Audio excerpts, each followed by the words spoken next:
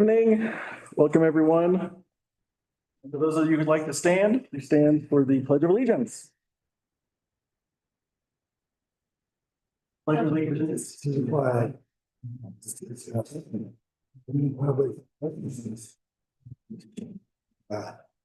is what.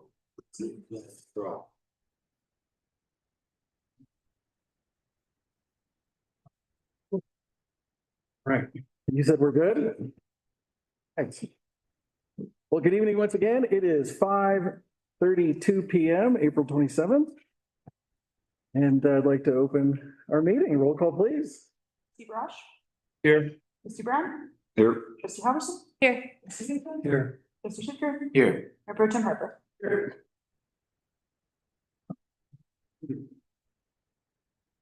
Down the list, do we have any staff report revisions to the agenda?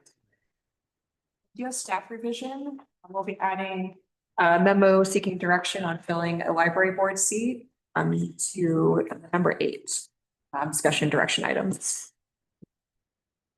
You all have in front of you in print since our Google Drive. What's that at 8E? Okay. All right. Do we have any comments from the public this evening? Audience, do we have anybody online?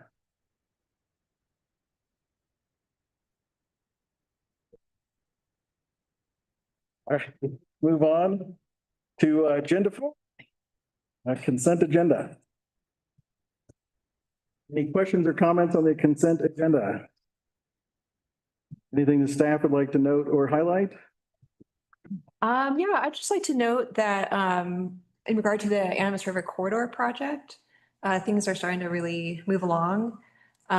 We are intending to be under contract with the Colorado Water Conservation Board for our water plan grant by about June 1st.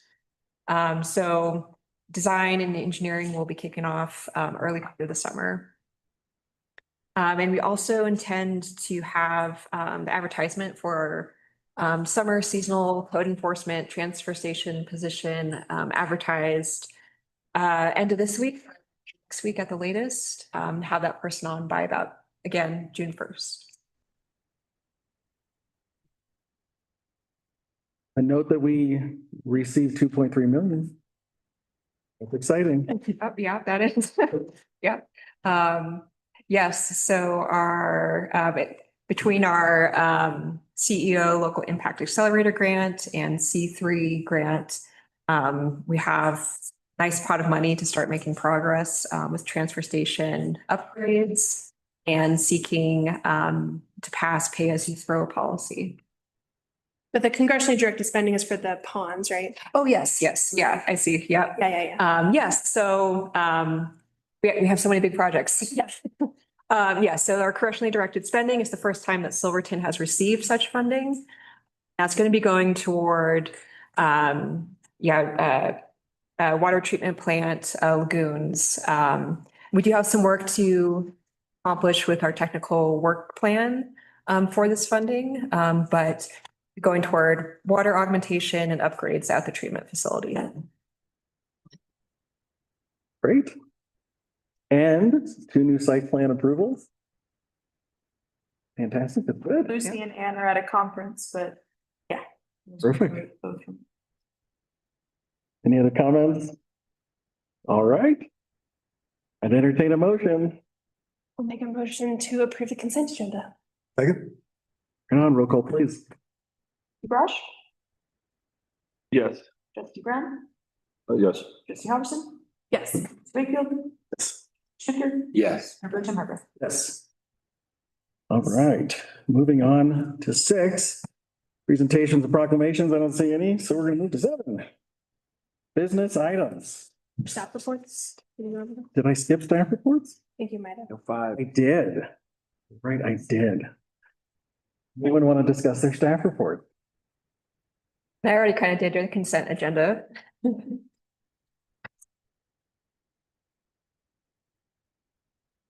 Perfect.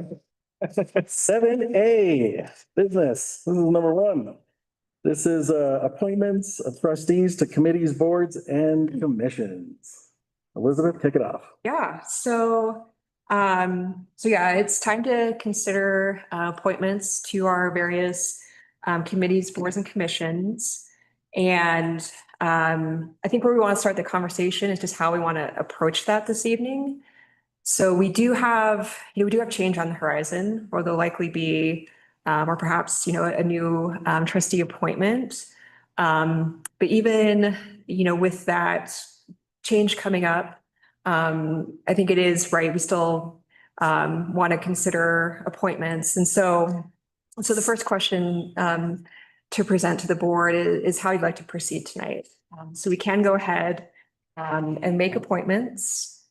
And again, knowing that we have that change on the horizon, we can make appointments with the knowledge that, in a couple months, sometime in the summer, we could revisit and make any alterations to those appointments based on how things are going, especially for the new trustees and accounting for new members. It is possible we could table it for now and wait until we have a full 7-person board. But yeah, now is the time to decide which avenue you'd like to take. And if we do want to make appointments tonight, we'll go ahead and proceed with that. Anyone? Sorry, go ahead. No, I was gonna ask, is there like a reason to do it tonight? I do think, especially for some of the boards and committees, I think there is more pressing, say, for example, finance committee, facilities, parks and recreation. So I do see value in addressing some, if not all, of the appointments sooner rather than later. I don't see like necessary reason to push it down the line because we're still gonna have to start from ground zero. Yeah, we can certainly, and perhaps based on what our final date is for the trustee retreat, that might be an opportunity for us, assuming, all the changes are settled out by that point, that we could readdress during the retreat. I came prepared with just the ones I'm interested in, so I don't know if that's helpful to get a poll of everybody, what they want to do, or. Yeah, I think if we do want to proceed with appointments tonight, I can go ahead and bring up the list that was in the board packet, and just have it on screen, and we can go through and either start with getting if everyone has particular interest in a particular committee. Another thing to consider is with trustees that are already assigned to particular committees, if there's interest in retaining those positions and having that continuity, or if you want to make room for new blood on certain committees. But yeah, if we want to proceed, I'll go ahead and bring that up and we can start discussing. Let's proceed. I think it makes sense. And can you also add how many are required for each board or each committee? Because Yes. they have different numbers. It's in the. Is it? Yeah. Yeah, and even if we end up, changing things around, we need to have a starting point and the work needs to continue. Minimum 3 for quorum for each subcommittee. Yeah, and so yeah, let's see, just a bit more information here, right? Like usually 3 to 5 committees per trustee. I did want to note for some of the times mentioned in my memo, there is some flexibility for certain committees. Say, for example, the Ordinance and Personnel Committee. Right now it's listed as starting at 4 p.m., but based on the needs and work schedules of trustees, some of them have some flexibility, so just keep that in mind. And yeah, certainly as you're thinking about your time commitments, some committees are more involved, meet more frequently, have more robust meeting packets. So just all things to consider as we're divvying these out. And maybe a good place to start is just to go over the committees that I or the town administrator has typically been assigned to, just to see if that's still something that works for the group. So let's see here. The town administrator has been the point person for the Region 9 Economic Development Group, with the trustee serving as an alternate. And I'm more than happy to retain that. Same for San Juan Development Association and library board. So while that's traditionally the mayor, the administrator has been assigned to the library board in the recent past.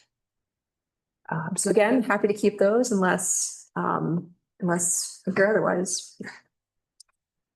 I would like for you to keep those if you're interested in keeping them. I am, yeah. And I think just to move forward in keeping cohesion throughout the transition, because that's what this is. For those folks that want to keep their seats, and for those who want to retain their positions, we can have that discussion, and I would encourage them to keep them because they've got longevity in those seats. And what I would call institutional knowledge. For sure. Yep. I would like to keep mine. Okay. And so Lindsay, you are currently Utilities Planning Commission. Let's see here. What do you think, planning group? Yeah, that's the one. If someone else had more than mining, then I'm happy to give that one up. It only meets every, like, rarely. They are long and dry. You're not. When was that? It's me. Okay. The mining reclamation. Yeah. It's actually a lot of fun. It is fun. It is fun. Just if there were someone who were more like, I took it because no one else is jumping for it. This is a So personal no one else question. would jump for I it. recently spoke to someone at Trout Unlimited that Uh-huh. brought that up as importance, It totally is important. in that sense. The town doesn't necessarily have any like, there's no voting or direction given. You're more there as a like information collecting to give back perspective. So Okay. But it is important. It is You need to important. have an observer it's there. totally important. Yeah. I mean, some of the like concerns I've raised from the past is like how many trucks move through town or like closures over the summer, just like informational, but you're not making any decisions in that board. Think about it. Yeah, it's a more exciting reception than we got last time, I think, for that. Well, it just, I'm like, where did I hear that before? So it's fishing. And I'll keep some energy too. Okay. I already sit on that anyway. Energy. And I went ahead and just put you all down for the Silverton Housing Authority and Zoning Board of Adjustment. Oh, yeah. Yeah, Ron, are you interested in retaining all of your current appointments? Retain all mine, I can add. Work real demanding, I could add the Parks and Rec. And I could do the ordinance and personnel, looks like we got some vacancies in both those. Mhm. Yeah, got you down for.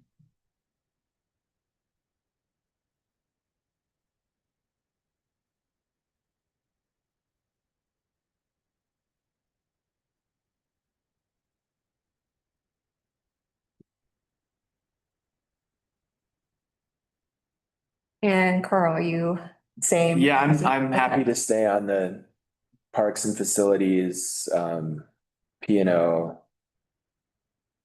And the historic preservation. Okay. Ron, you said Parks and Rec and P and O committee for you as additions? And ordinance and personnel.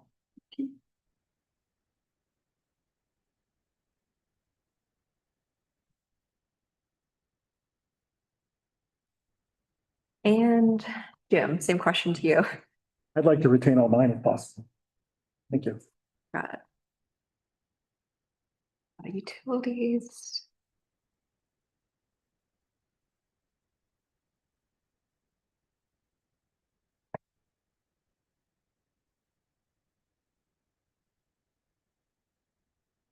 Okay. Should make it a lot easier. So it's a little hard to see back here. What's left? Yeah, so let's see. We can just go down the list. So Parks and Rec. We have two. Would be seeking a third trustee for Parks and Rec. Be interested in that.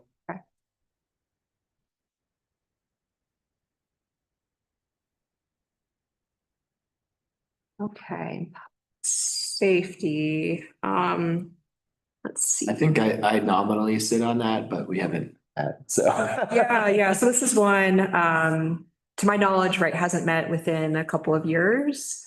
So it's one probably a very low time commitment for public safety. But yeah, looking for, two others that might be interested in being on public safety.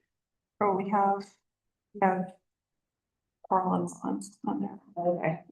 Ron is on public safety. Okay, Spot if need be. okay. Looks safety gets a badge. Single meeting since my term. I'll take that. Okay, and so for utilities, we would be looking for an alternate. This one does meet at least quarterly, but with a lot of utility projects coming up, there could certainly be more demand required of this position. We get show and tell. I'll pitch that. It's a lot of fun. Water meters come in, that's kind of fun. Okay, is that an alternate or? Yeah, okay.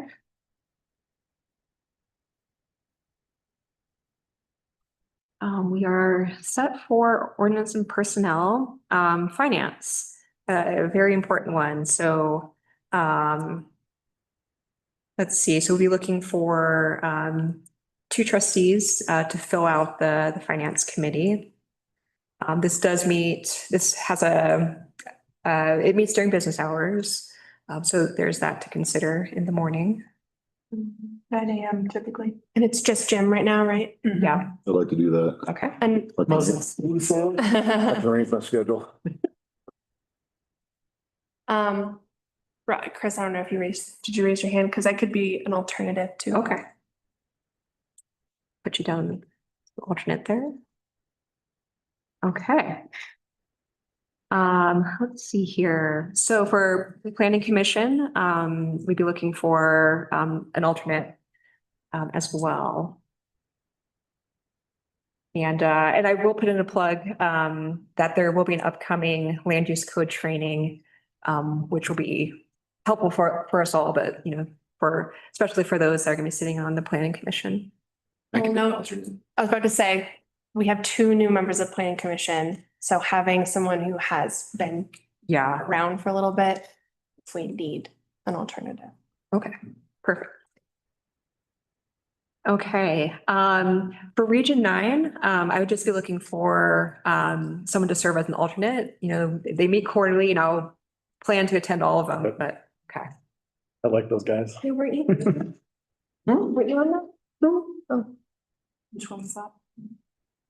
Region 9. Alternate region. Yeah. Gloria was, Elizabeth is, and then Dana was alternate. Alternate. Okay, and then we have Chamber of Commerce. I know in the past, Gloria was the alternate, and I'm happy to be alternate for the Chamber of Commerce. Well, sure. We have, Taylor represents the town of Silverton. Oh, okay. And the chamber generally nominates and provides that direction. Okay, So, yeah, sign up as an alternative, would be great. Okay. Love to have you.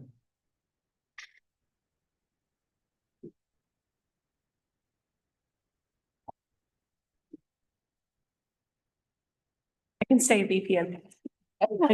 No one else is jumping. Just want to give options. No one make any sudden moves. all right, so looking for an alternate for Bonita Peak Planning Group. And I will say, I'm happy to replace Anthony Edwards as staff for that. That would be helpful. Steve, come on, so we could make them be the alternate. True. It's a fun group. It's just, it's not really like a decision-making body for this town. We sit on as representative. Yeah, that is, Just need an alternate. okay. And that is a good point. If you feel like we're twisting your arms for any of these, especially the alternate positions, we I mean, can. It's so important, like this whole setup with EPA, with Superfund is to have town input. Like, it's important, yes. Okay, and then, all right, so this is the, opioid response settlement dollars. This group meets, as best I can tell, they're still meeting monthly. I think there has been some variation in that schedule, maybe not meeting as often.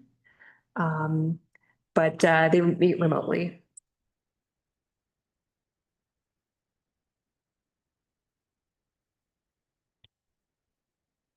There you go. Opioid settlement fund. You And- trustee might get some assignments. Well, and if it's a position or a seat that no one on this current board wants, or may not have the time, you can probably nominate and suggest the individual who will be coming on board later. Yeah, this is one that I think we have some time. And you get picked last. So yeah, assuming we want to hold on that one for now, the last would then be, the cemetery committee, which, this is still in the process of being reformed. But the intention is to get this committee up and running, sometime in the near future.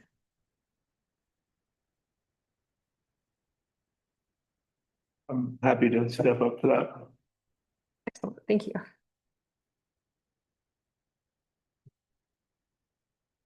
Great, well, that should about cover it, and we'll circle back to Sword at some point. But, and again, you know, as, especially for, our newer trustees, as you're getting acquainted with these boards, and we can have a discussion down the line if we want to make any, shifts. You know, especially when we have the new person coming on, that'll be a good time to discuss further if we need to.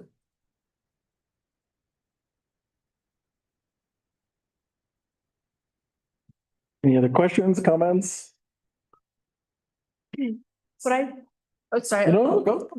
What I found helpful when I first started was getting a call from the staff member. Was that a part of the plan too for new board members? Yes, yeah, we can definitely do that. Yeah. Curious, Dave and Chris, are there anything that you're really excited about stepping up to that you get a chance? No, I've definitely sort of interested in parks and I've got bandwidth issues. So time, I can move my schedule around for work and so forth, but yeah,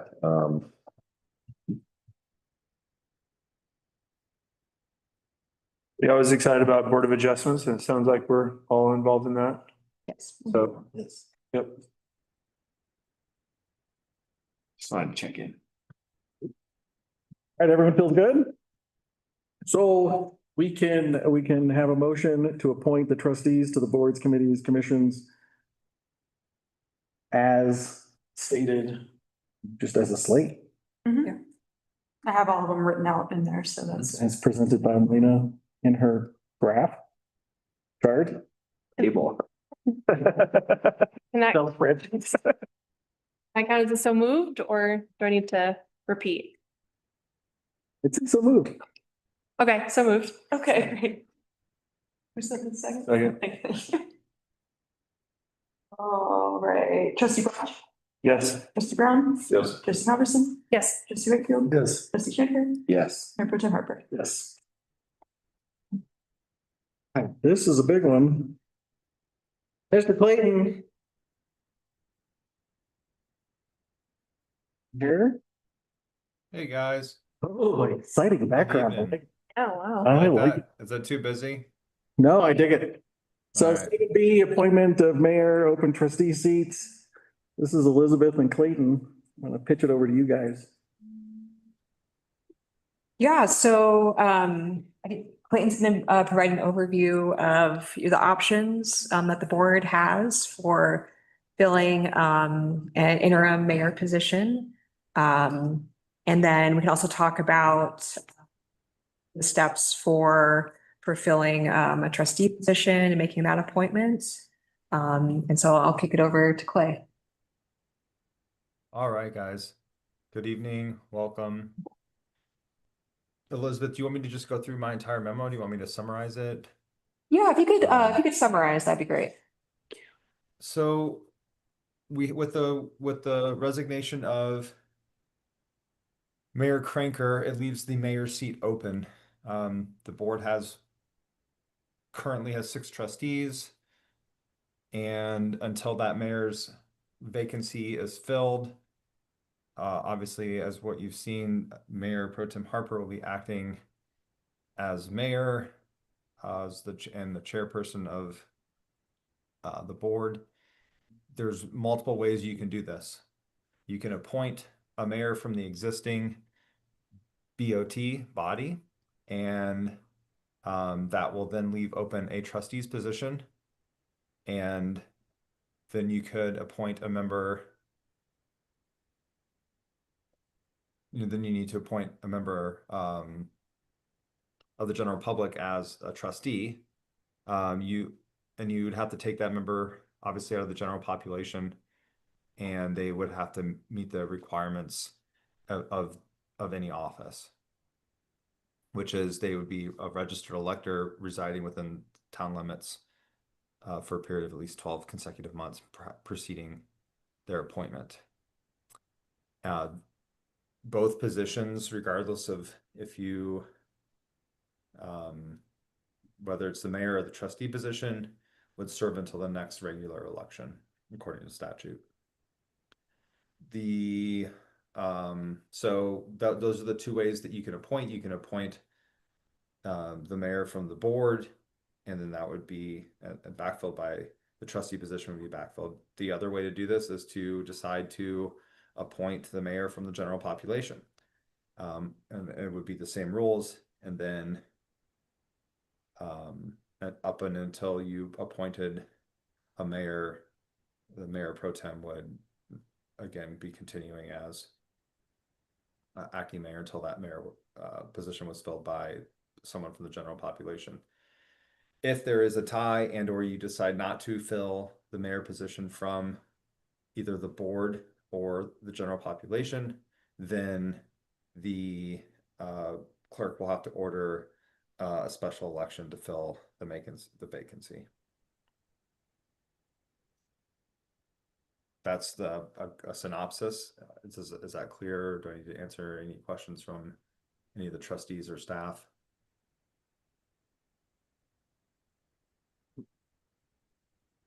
All right, time to speak up. Anyone have questions, thoughts, comments? I'd like to make a motion already. I'd like to see the mayor pro tem be the mayor.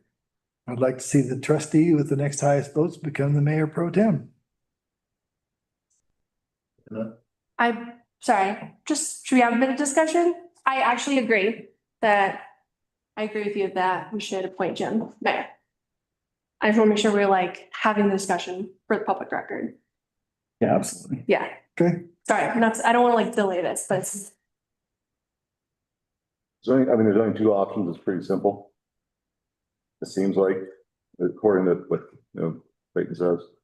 Right, well, the third option is an election, which is Probably I think not. not a good choice. And It's legal, trust our interest. what we can ask for letters of interest. We would bring those letters of interest to you, and then based on that, you would decide who the vacant trustee seat would go to from the public. And when we've done like 30 days in the past or something, right? Yeah, we've done something like that, but we have time. So it could be 30-day window for people to submit. Is that a requirement to put up the public again, since this just happened recently? We're just gonna be repeating the same process. Well, the other process would be an election, and I think that the public is probably more inclined to submit letters of interest because they're not having to compete. Not as high of a scale as like an election. But we can't Campaign. just, for instance, say so-and-so down the road would like to do this. We all agree that would be okay. That's. No, we should, the process would require for us to ask for letters of interest. Yep. The same way that we would go out for like, a contract for somebody to do work for us. It's kind of a similar, like, do you want to be a public figure? Do you want to volunteer? Do you want to do this? So, and then it's fair. That's what I had to do for the first round. Mhm.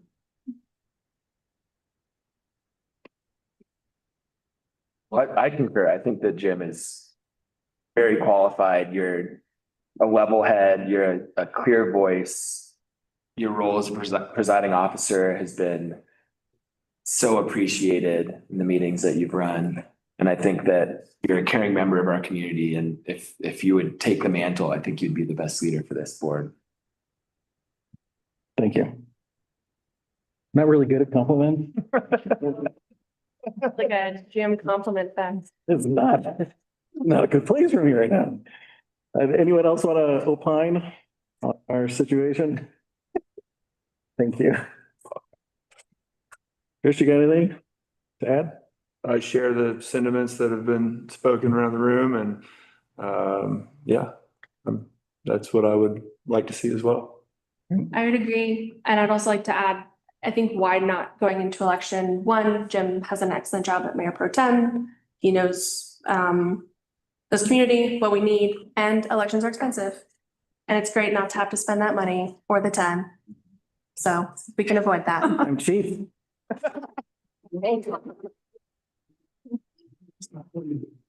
That's right. I honestly, thank you. I don't even know how to proceed. How do we do this? Looking at the memo, there's The second, Yeah. you mayor, and then we need to figure out who will take the mayor pro tem place, then direction to proceed with letters of interest for trustee. Okay, I make a motion to make Mr. Jim Harper the mayor of Silverton, Colorado. Second. Gosh. We do that sometimes. All right, trustee Brosh, Yes. trustee Brown? Yes. Trustee Robertson? Yes. Trustee Wakefield? Yes. Trustee Strickler? yes. Mayor pro tem Harper? Yes. Mayor Harper? Thank you. That's Jim. I will say one thing before we continue. We have an incredible team, an incredible culture. Dana really gave us a gift. Upon her leaving, not parting, because she's still with us. And I just want to build, and I hope each and every one of us build upon the foundation that she has set forth for us. So thank you. All right. And Move on. Mr. Mayor, congratulations. I do Thank you, feel sir. obligated to tell you so that you understand, sir, that your position will be until the next regular election. There is a time, there's a timeline on it. And so it will be if you had a longer position, what I'm saying is, if you had a longer tenure as trustee and you weren't going to have to compete in the next election for trustee, you're giving up that time to become mayor. And I know that you probably understand that. I just feel obligated to tell you that. Well, my current position would be up, April of 2028 anyway, so You're on. it's, so yeah, yes. Thank you, Clayton. Yeah. Yes, Mr. Mayor, thank you. It's Jim, you know that. Nothing changes. A Then we get stuff done. lot just changed, sir. I have to tell you. A lot Get happened. used to You have a it. new background and you lost your beard. I know it's a big night. All right, well, let's move on to the number 2 seat. I know we put that out there. Proud. Trustee with the second Yep. votes should be the mayor pro tem. Carl, I want to ask you about that because I actually am interested in the role and like stepping up into that leadership, but I understand Ron's point, that's how it's been done. So kind of a question to you. Yeah, I think I would be, honored to take that role. And I think I feel, although it would be a learning curve for any of us, I feel that I could execute the responsibilities of helping out Jim where necessary. I think I could do that well. That's my position. I'm not, This is totally academic. it's not something that freaks me out, but We're talking votes from like what? the previous election, yes, Okay. because there was not. So those of us who had no votes when we came in, So it, what's the role? Not that I'm at all interested. But I'm just curious, how's that handled when there's a role that's filled, like, that's going to be filled, and there may not be any votes for that? How's that play in? and that's a tough one, and Clayton could jump in anytime he wants. But I've always defaulted And I think the majority of this board has defaulted to the people's voice. And it comes down to the votes. And if that's a check mark or an X next to someone's name, that means the community has spoken. That's how I've always looked at it, and that's how I'd like to see it continue. And that's how, yeah, in the last election, the next highest votes is the mayor pro tem. So, but that doesn't answer his question though. How would that? There may not be an answer to my question. Yeah, I guess. there's Well, probably the answer is that it doesn't, Matter. it's the board's policy. And so you guys get to decide how you do that. There's no rule or statute or even a written policy that states that the next highest elected trustee with the most votes would become the mayor pro tem. That's, I think, historical policy, like informal policy. And I do understand your question because there are members now that have no votes. And I think that, there might be a comparison there. I think the flip side to that is because it wasn't competed, you wouldn't know. And so it's the board's decision how, if you want to follow your historical policy and or do something different because there's been appointed members. I will say there was at least one other situation where there was an appointed member. And I believe that you guys did go with the highest voted members because those people competed for the election results. And so I'm not trying to comment on fairness. I just think that I just want the board to understand it's completely up to you guys how you decide and appoint your mayor pro tem. I agree with Jim's. Seems like to me, Public. oh, sorry. Yeah, I'd just say I agree with Jim's opinion on the public stated. They made their statement previously. And I'd probably just follow that down the road. Seems like we have two people that are interested in it. Both are great candidates for it. Maybe we would just go with the policies set before us, just follow that. Just the thought. All right, anyone want to make a motion? A motion, first motion I've ever made. That's Carl. Position is that Second, All right, trustee Brush, yes. Yes. Ms. Halverson, Yes. Ms. Wakefield, Yes. trustee Schmidt, Yes. Mayor Harper. Yes. Whoa. Mayor Harper. Pro tem. Job.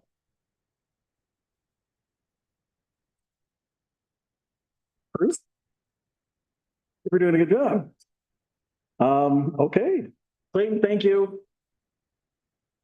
I guess we do just want to confirm direction for 30 days for soliciting letters of interest. Oh, yeah. I think that's what it was in the past. Tell me if I'm wrong. So excited. Okay. So get that out tomorrow. And I think we will have members of the public to sit in a seat. In fact, I really believe that. So it'll be 30 days starting tomorrow, okay. Yeah, tomorrow. How would, in the paper or? Now we have to, Put it in the paper, we'll put it online. All right. Website, Facebook.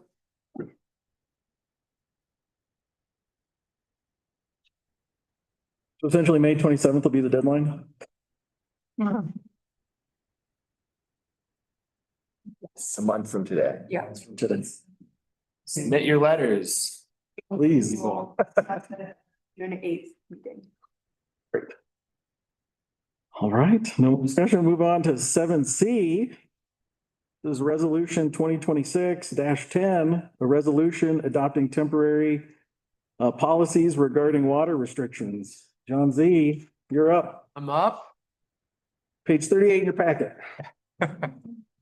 Well, as we all are aware of the dismal winter we had, we need to be proactive at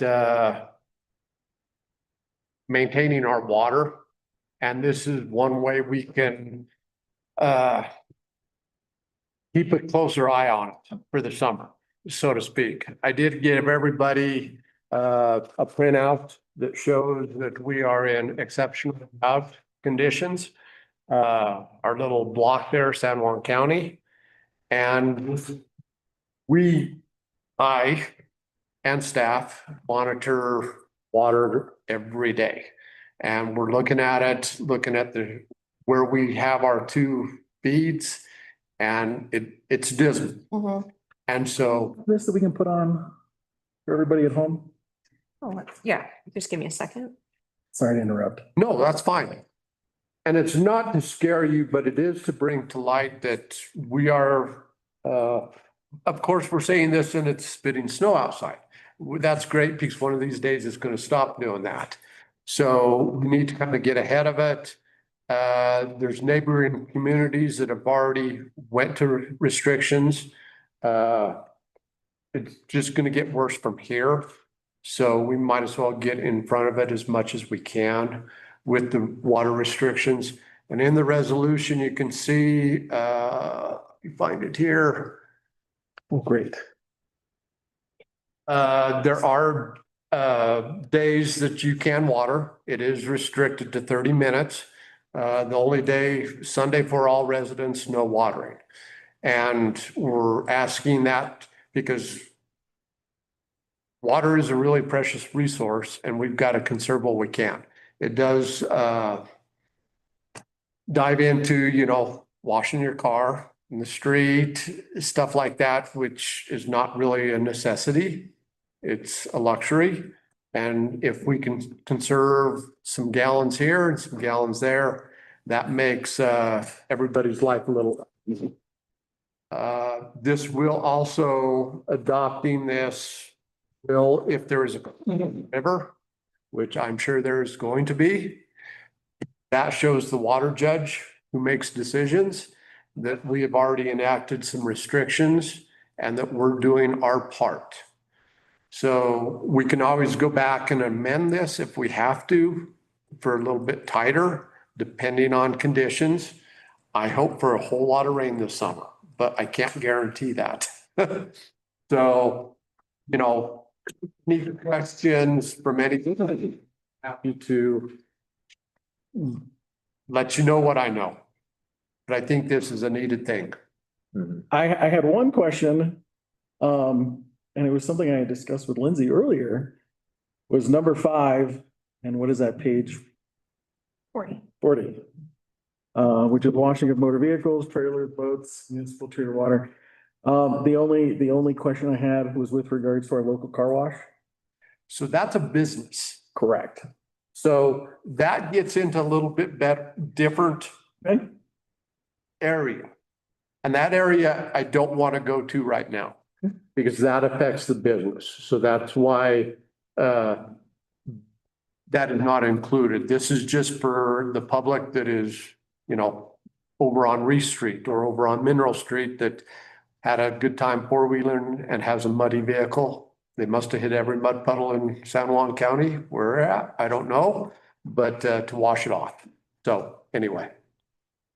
And that was also my question on 4. And so that doesn't include businesses like Shangri-La, Philadelphia. And there is a section in there, us at Public Works, we will be monitoring that continuously. And we will also, because I know when it gets dry, it gets dusty and then we get phone calls. But that'll be, if we have a 20-day stretch, and this is just maybe we do have to put some untreated water on the streets, but we will watch on what we put on the streets. I will have to put a little bit of water before June 15th, because June 15th, we have MAG scheduled to come in our streets. So we have to prep that, but that's going to be prepped at a lower dosage than in years previous with the untreated water. So we're trying to keep on top of it, but Everybody's in the same boat. There's a water rights discussion that we touched on last meeting. Is that in this discussion at all as well, or an update on in progression with water rights? So there is something coming up that I'll present to the board here pretty soon on rights. But as of today, I'm not going to. We do have rights, but they are not senior rights. But I am working with our water lawyers, Trout lately, and they're guiding me on, in fact, I got a phone call with them, I believe on Wednesday, as far as maybe trading some with, Excel Energy. Mm. So I'm working stuff behind the scenes, but nothing's concrete right now for me to go ahead and tell everybody about, so. I'm good. I have two more questions, John, on the like, how to submit on a case by case basis. Is there like a process that you want people to do that through? Like just send you an email kind of thing? I think being really clear here on like what that looks like will be They important. could email me, they could call me, believe me, everybody's got my number. Yeah, I'm more than happy to speak with anybody about any of these issues. The one thing that I'm gonna, me and Bevan have talked about since he's code enforcement, you know, it'll probably be me and him maybe driving around in the evening and making sure that people are abiding by it. I'm not looking to get tough about this. I'm hoping that everybody knows the situation that the whole state is in, not just us. So kind of, you know, that they understand there's a reasoning for this. This is just not being a mean public works director. And there's a warning like message you can, as you're driving around, if you see something, you can throw the warning on there. Hey, you know, let's not do this anymore. I've got his phone number. Got a megaphone, music, consider yourself warned. Balloons. You come No, down. and you know, some of that just goes with education. You know, and I'm sure I'm gonna get a few phone calls, well, my lawn's dying. Well, guess what? It's just gonna go in, it'll come back next year. It's just something that we gotta be very aware of this summer. And on the newly planted landscape, maybe you can work with people that are building the house and just encourage them to not plant until later or stuff like that. Zero-scape this year. Yeah, right. So, yeah, and I'm more than welcome to have those conversations with somebody. I just gotta get the phone call or the email. I'm happy to discuss, so. and this is just kind of a phase one, right? Like there is a scenario in which restrictions get tighter. Yes, yes. Yeah, I went as loose as I could get, you know, with everything. But I hope I don't have to. Yeah. I know like the way that Durango marketed theirs was like, this is phase one. So. All right, I think communicating that this Yeah. is something that may not be the end of the challenging water summer. Not gonna be. Yeah. I have a procedural question. Is this comes into force as soon as we approve it, as soon as we adopt it? So in 7 minutes, everyone put down. Say, until 9 p.m. That's right. You live on the outside. I do have a question. I love the educational component. Do we have a plan to make this look pretty, to post it on social media and the newspaper and stuff like that? And We don't typically post resolutions in the paper, but this one we probably should. Mhm. This one and this map even, so yeah, we can. but as far as like the dates and times, so people don't get Yeah. confused or in trouble. Deanne's on too. Put it all together and. Oh. Deanne's on. Hi, Deanne. First we'll write an article about it. I don't want anyone to have Bevan show up at their house, get spanked. Yeah, and we'll certainly plan to take advantage of the May 18th community wildfire preparation meeting, just to be on hand to answer questions, do more of that one-on-one outreach with folks.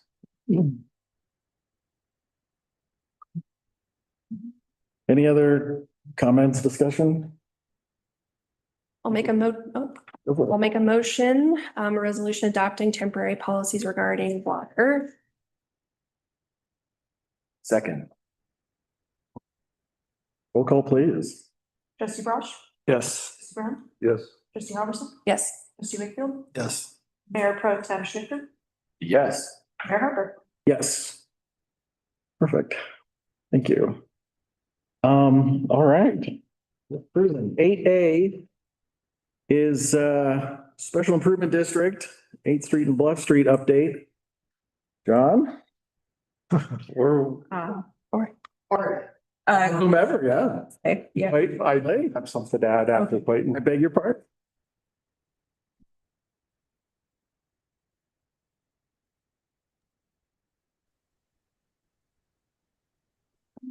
Leah, can you turn it up? All right. It's like kind of quiet. I tried to adjust it. It's. Sorry, Clayton, it's like a little quiet. Any chance you could Is speak it? up a tiny bit? Yeah, I'm not sure it's. I have my Bluetooth in. You want me to try with just my computer sound? See how It's it okay. It's works? just a little challenging. I don't know if anyone else is. Here, let me turn off let me just Yeah. cut my Bluetooth. Is my default audio better? A little bit better. It's fine. I don't know. Yeah, I'm gonna have to either, is it better or the same? Does it matter? It's about the same. Okay. I think if for the presentation, it might be helpful to make audio, but probably for this, it's fine. That's how I'm feeling. I don't have, yeah, I'm traveling and I don't have anything but my laptop and my. Sorry, we don't need to continue. It's just like a little challenging. Okay. The update for 8th and Bluff Special Improvement District is as follows. As you're aware, the board had created the 8th and Bluff SID via ordinance 2505. The property owners that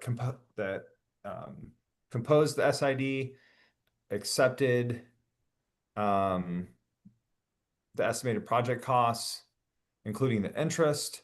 The board thereafter issued the preliminary order, and we've gone through these steps many times.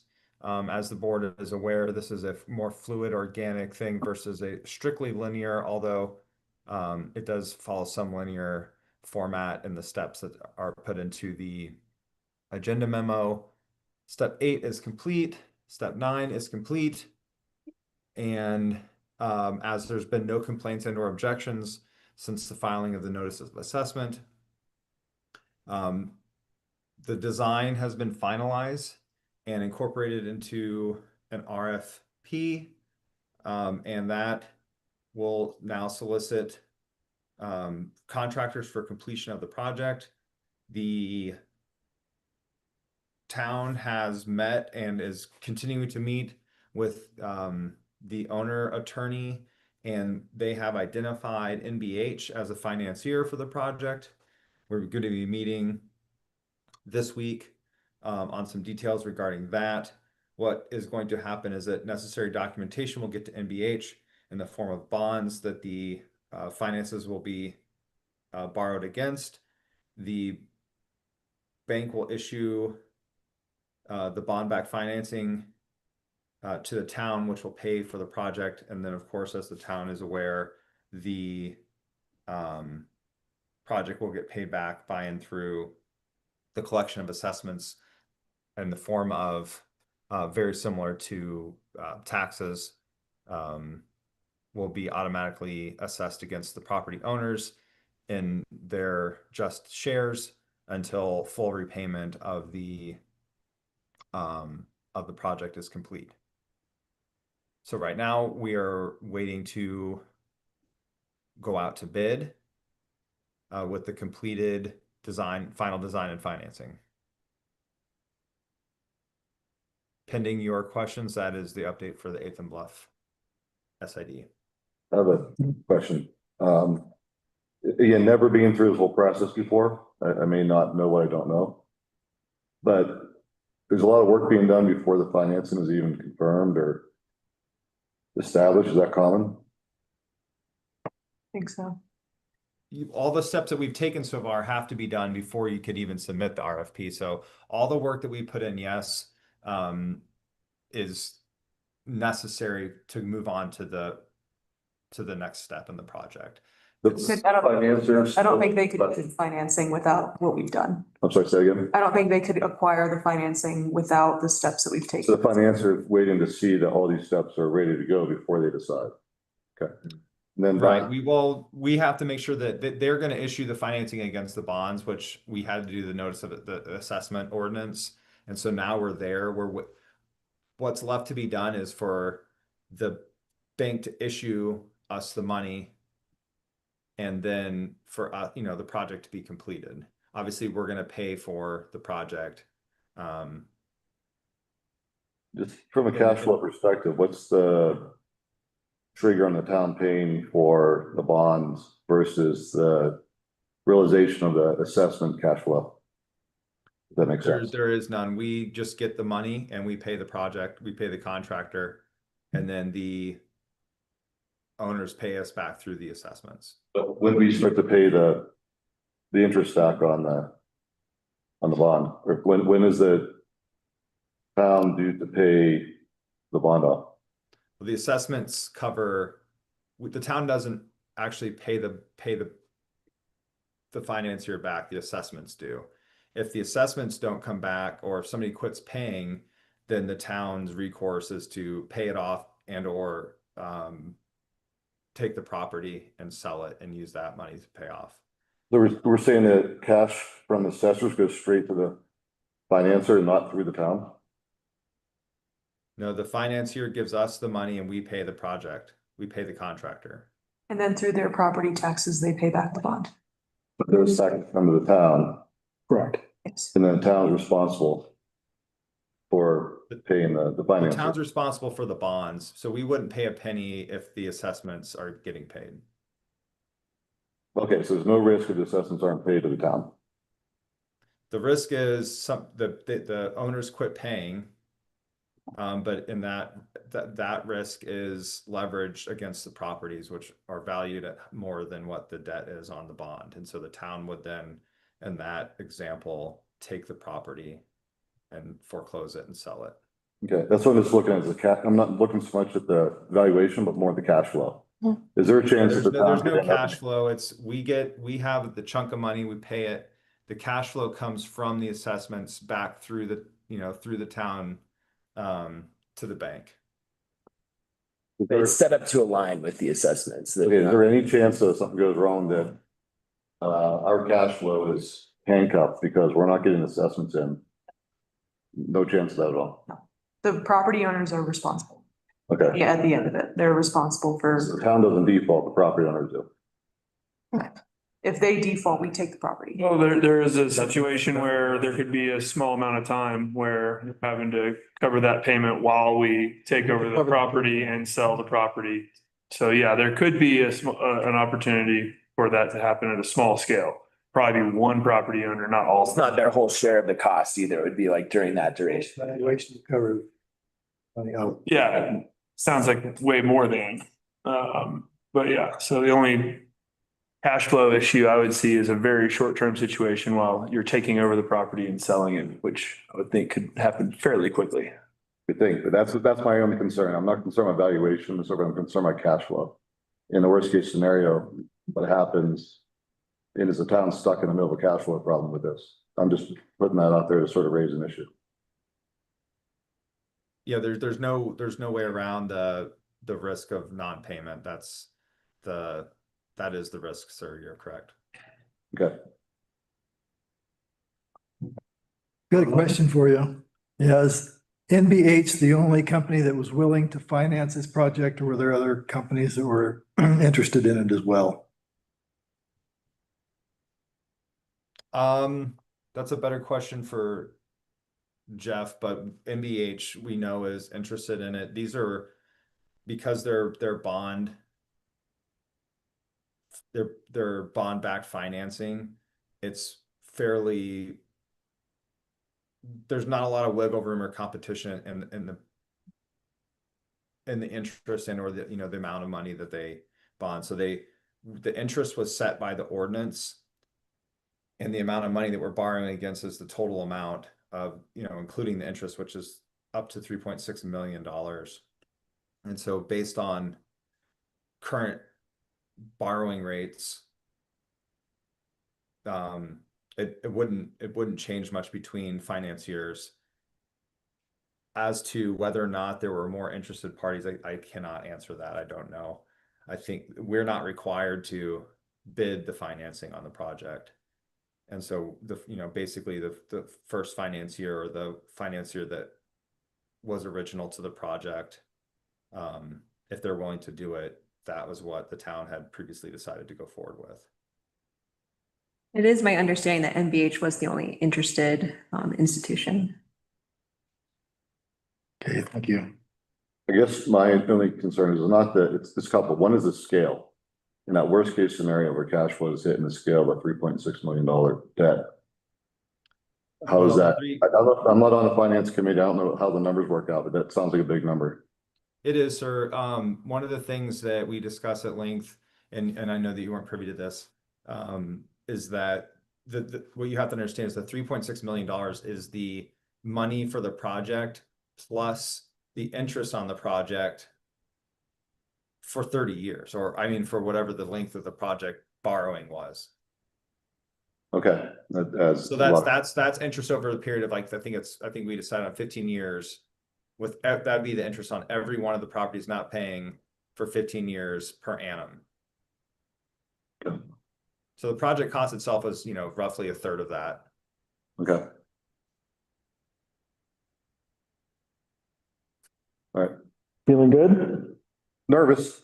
Oh, What- be honest. Yeah, what was the election results were 8 out of 10, right? Or something like that? One ballot filled in their address incorrectly, so only one of them was invalid. They put the address of the property up here, which is not a Oh. address yet. So, But other than that, yeah, it was a unanimous, yes, all of the property owners are very aware of what this is and what they're doing and what they're paying for. So all of them voted yes to do this. that always makes me, I don't know, like at least they're signing up for it and Yeah, but still, we have an out. they want something done. 3-4 years down. Yeah, and They're gonna be in the same situation.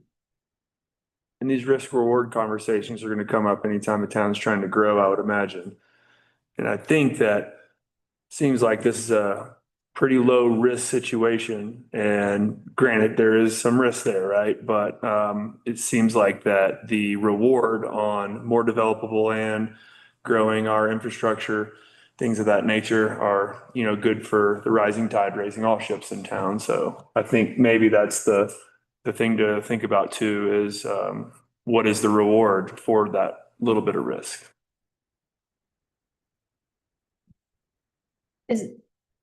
Sorry, I don't know if we need to continue. It's just like, is there like a system or like mechanism that if someone isn't paying, we would be notified and like the county would start working on that? Because theoretically, over a long period of time, payments would be not, 3.6 million. So we'd be able to be notified early if there was a cash flow problem.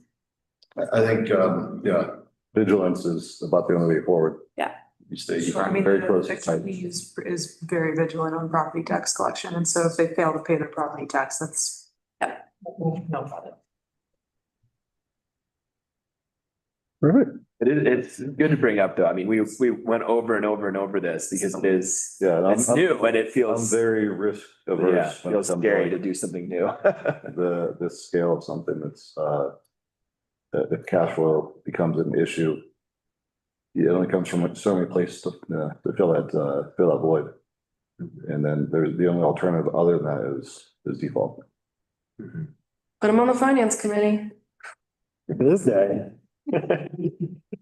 What I will say is I know that we've had this discussion and those of us who have been here, we've had this discussion over months, if not years. Looking at the master plan, looking at where we want to be as a community, making these investments, put forth the money, because that's what we're going to do. We're going to pledge it.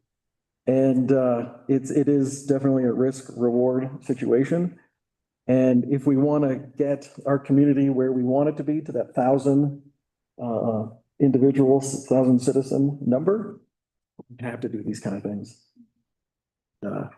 It's a big number. Process. It's a big number, but this is what we gotta do. It helps if we know what the plan B is. How do you fill the gap in that worst case scenario? That's, I guess, the other suggestion.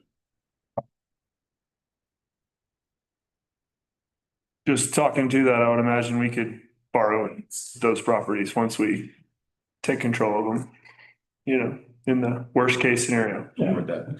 Well, to borrow, But even before the sale goes. to pay the interest, to solve the cash flow problem. Yeah, there's mechanisms to do that. Doc, if you have any other questions, now's the time. No, I don't have any questions. Makes me nervous, but that doesn't mean it doesn't go forward, without vigilance. Okay. Yeah. All right. Anybody else? I do have one little comment. I do have a pre-bid meeting with SGM for this on Thursday. He notified me today. There's 3 contractors, so we'll be starting to dive into that Nice. and look into it. So I don't think it's till 1 o'clock on Thursday, but You try to get started this summer, right? That's what we were talking about. Theoretically. theoretically, Yeah. we'll see I think. timeframes and all that. Yeah. Scheduled. Yeah. So, okay. Cool. yeah. Layton, thank you for the update. John, thank you for the update. All right, moving on to 8B. This is a new one. Appointment of library board member. Elizabeth? Yes, so we have a vacancy on the library board. Christine Bonner stepped down from her position, still looking to fill that. And the procedure for that is to advertise the vacancy and solicit letters of interest. So looking for direction to move forward with that. All right. Want to give you direction? So directive. Thank you. We'll go forth. Make it nice and easy for you. Okey dokey. We are shuffling my papers around. Down to committee reporting. We had 3 committee reports since our last meeting. Let's start with the San Juan County Planning Commission. Fun.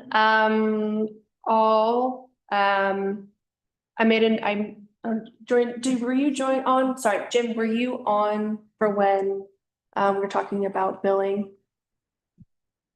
Yes and no. Okay, I did raise it to Elizabeth. Okay.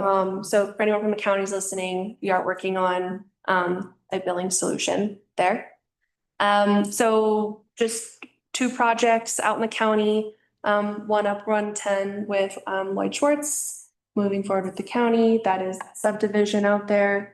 And then a boundary adjustment for his property out here on 550. Raven's Nest. Raven's Nest. Raven's Nest.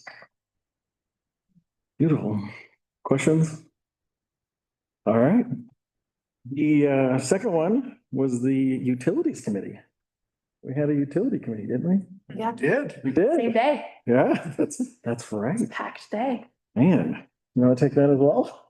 Sure. Well, that was fun. And we talked about rates again.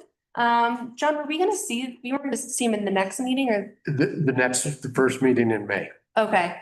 I mean, we talked through some new rate structures out at the transfer center and trying to recoup some of the costs for dumping. Let's talk water meters for anyone that's really excited. Sounds like we have a final selection for a water meter vendor. And a process. Next meeting also. Great. Yeah.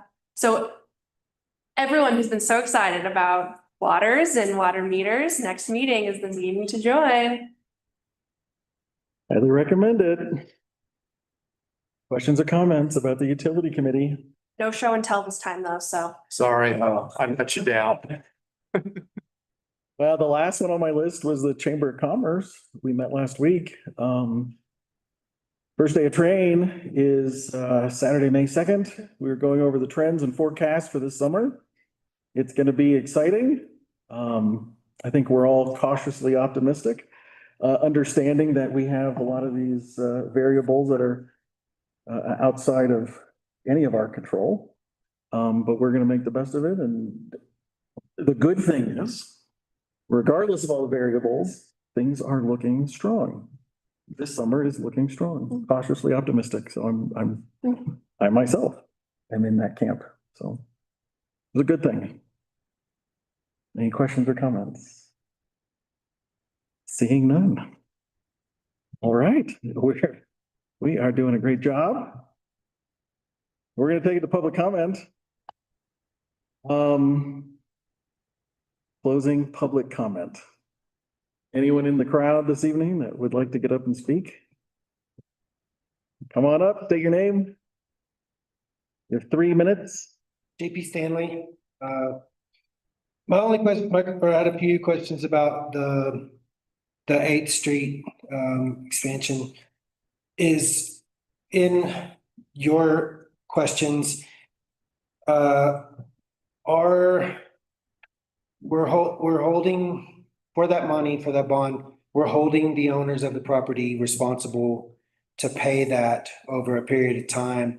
Are we financially checking their ability to pay that back? I mean, I know they're property owners. Do they have, or do we know if there's liens on these properties? Do they owe money on the properties?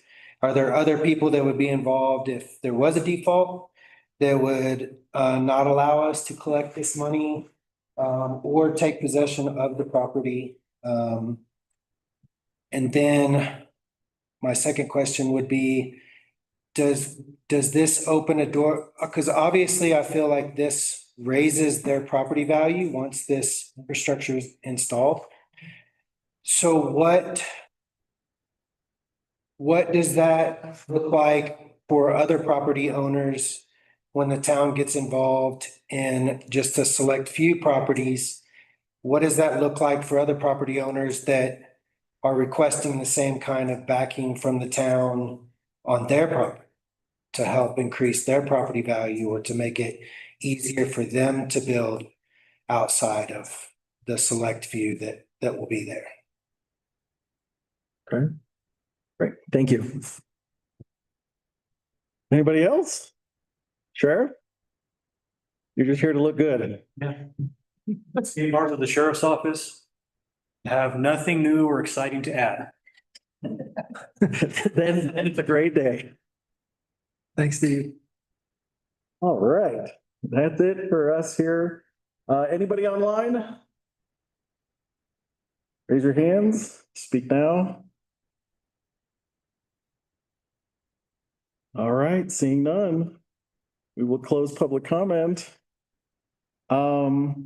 I just have one more thing to say. I just want to thank everyone again for the kind words. I am not good at taking comments of praise. It's not. I am extremely humbled. I will give you guys the best I got. So thank you very much. Thank you, all of you. It is 6:45 p.m. and I'd like to adjourn the meeting. And at 7 p.m., we will start a work session. The Board of Trustees, the best practices, training, and yeah. Hopefully we have punch and cookies and have conversations and get to do our job to the best of our ability. All right. Pause this for a little bit.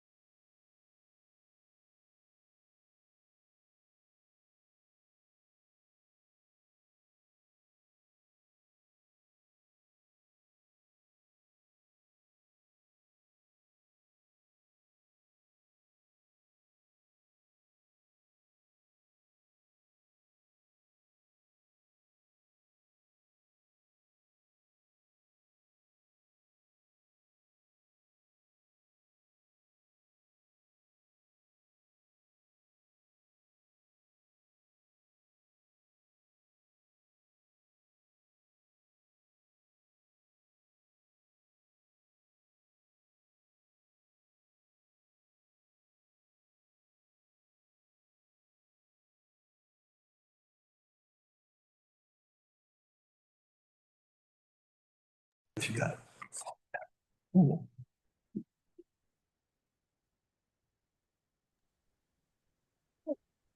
There he is. Can you hear us? Good. Is my sound a little better? No, Not really. I tried. Sorry. So do you want me to share my screen or do you want, or you want to scroll through as I go? No, let's share your screen. Okay.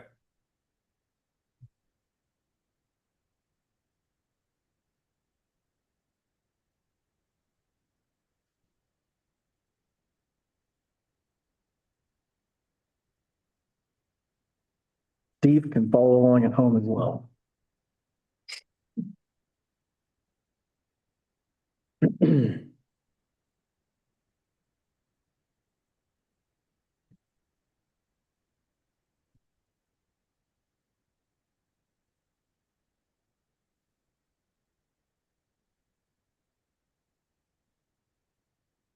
Okay.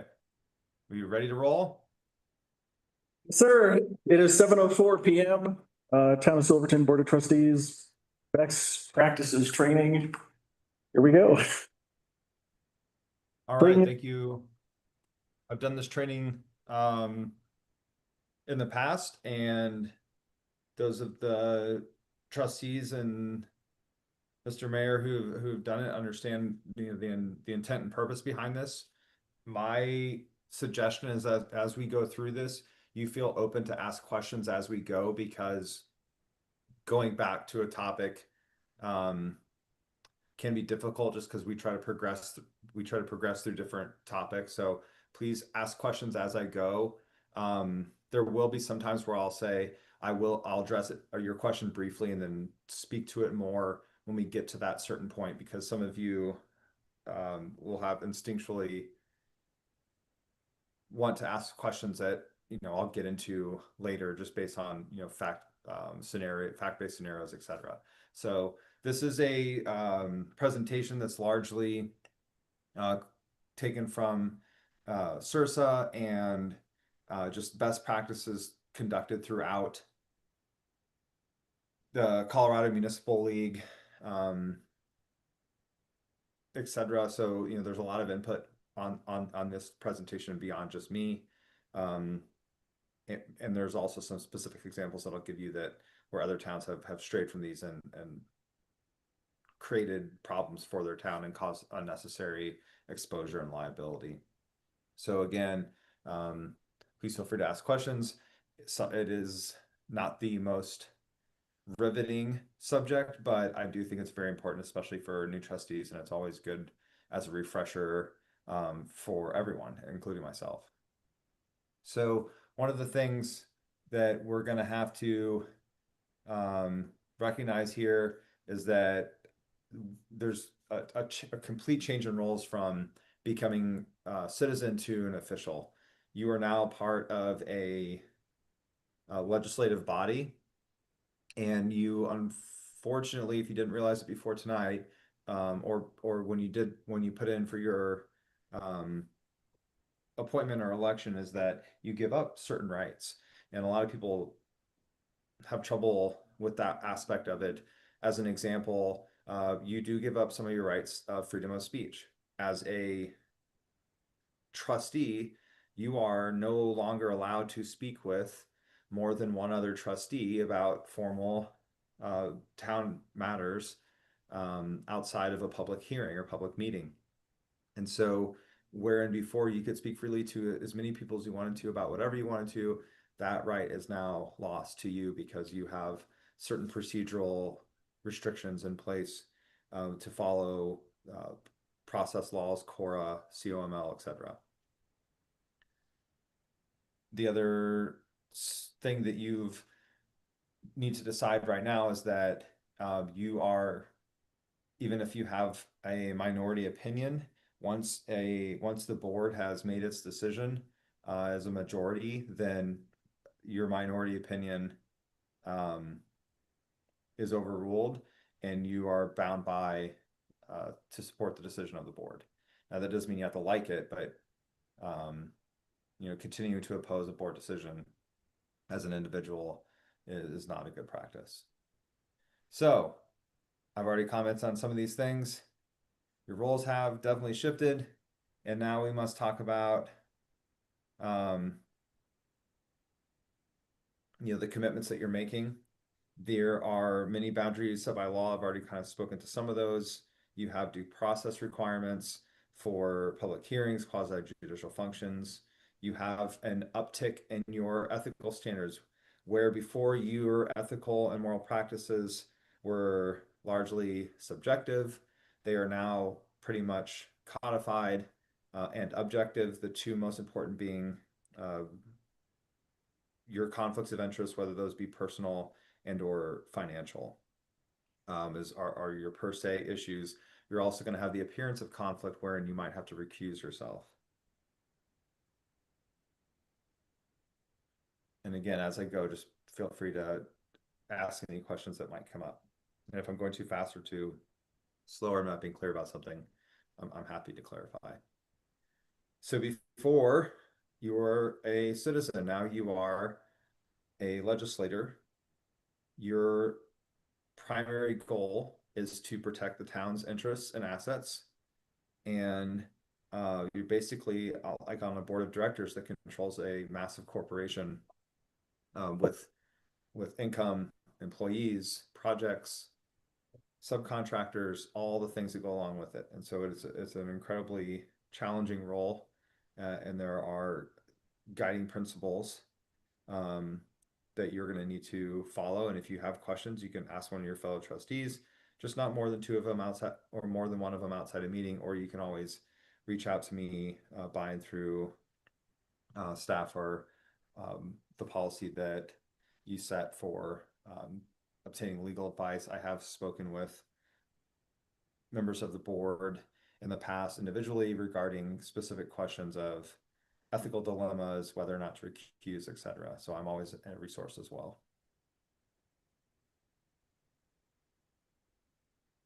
So the one I'm going to touch on a lot in this presentation is like the outsider versus insider mentality.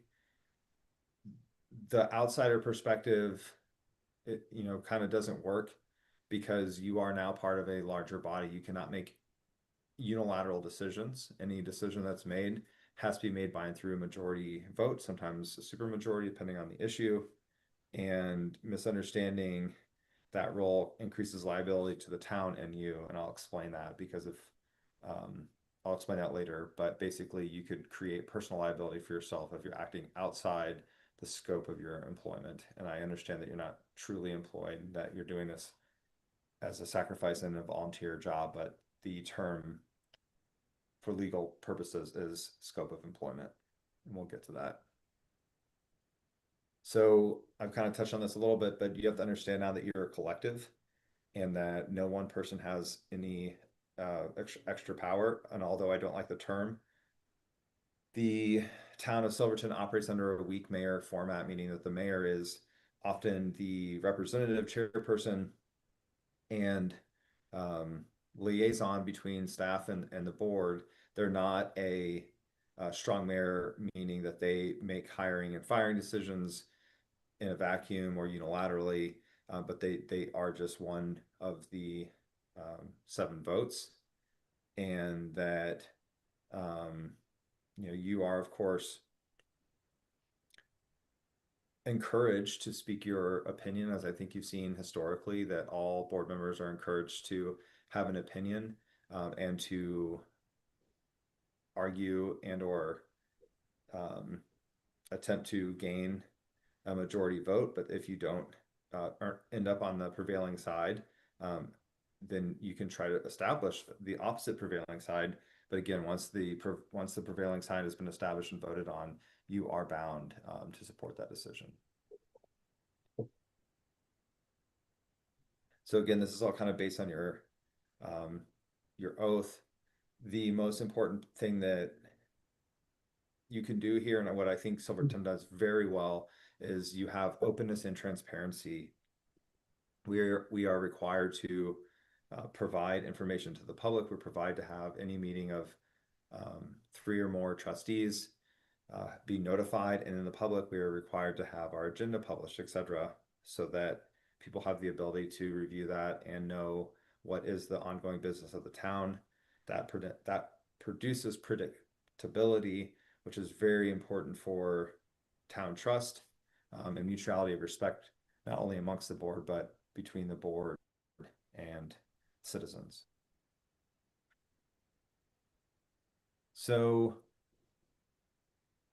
when you are going through figuring out what you can do, we want to ask these questions. And I think, again, Silverton is a model town for many of these values. We do have mutuality of respect. And do we all know our roles? Again, I think Silverton does a great job outlining that. Making sure that we have good information. I know in the past that Silverton has often tried to get to unanimity on its voting. That's not required. Majority votes all that's required. But if a board does find itself splitting often on issues, then you want to start asking yourself why. Are there two fighting power regimes, or what other things could be causing that? Again, it's not necessarily indicative of something that's wrong, but it would be really odd if the board was constantly split. It would show that there might be some sort of political split in the board versus a collaborative engagement. The other thing that is bad practice is to publicly second guess and or call out mistakes in each other or the staff. That doesn't mean you can't discuss certain things, but again, there are now procedures in place wherein staff members and town officers especially have rights of due process that you have to follow. For example, if you were to start discussing a personnel matter that would be best discussed in executive session, you might be asked to stop that and because the town officer has the ability to ask that be done in public or in executive session according to the statute. And so again, where you think that you do not have full control over how and when you discuss certain instances or individuals based on their position and the statute. And that's something, again, that you'll learn as you go, and you can always ask each other or ask me. This is kind of a busy slide, but I want you to kind of look at some of the pitfalls here. Staying ahead of things is very important, being proactive versus reactive. Sometimes you can't always do that. You might have your staff might get a short fuse on a core request, for example, or 2 or 3 core requests, and the clerk's very busy, and you're reacting to political situation or instance in the town that's causing deluge of core requests. That's unavoidable. But where you can control it, you should try to control it. Get out ahead of issues. Discuss what you want to talk about in advance. Properly notice it, and try to nip stuff before it gets too big or before you're reacting to it negatively.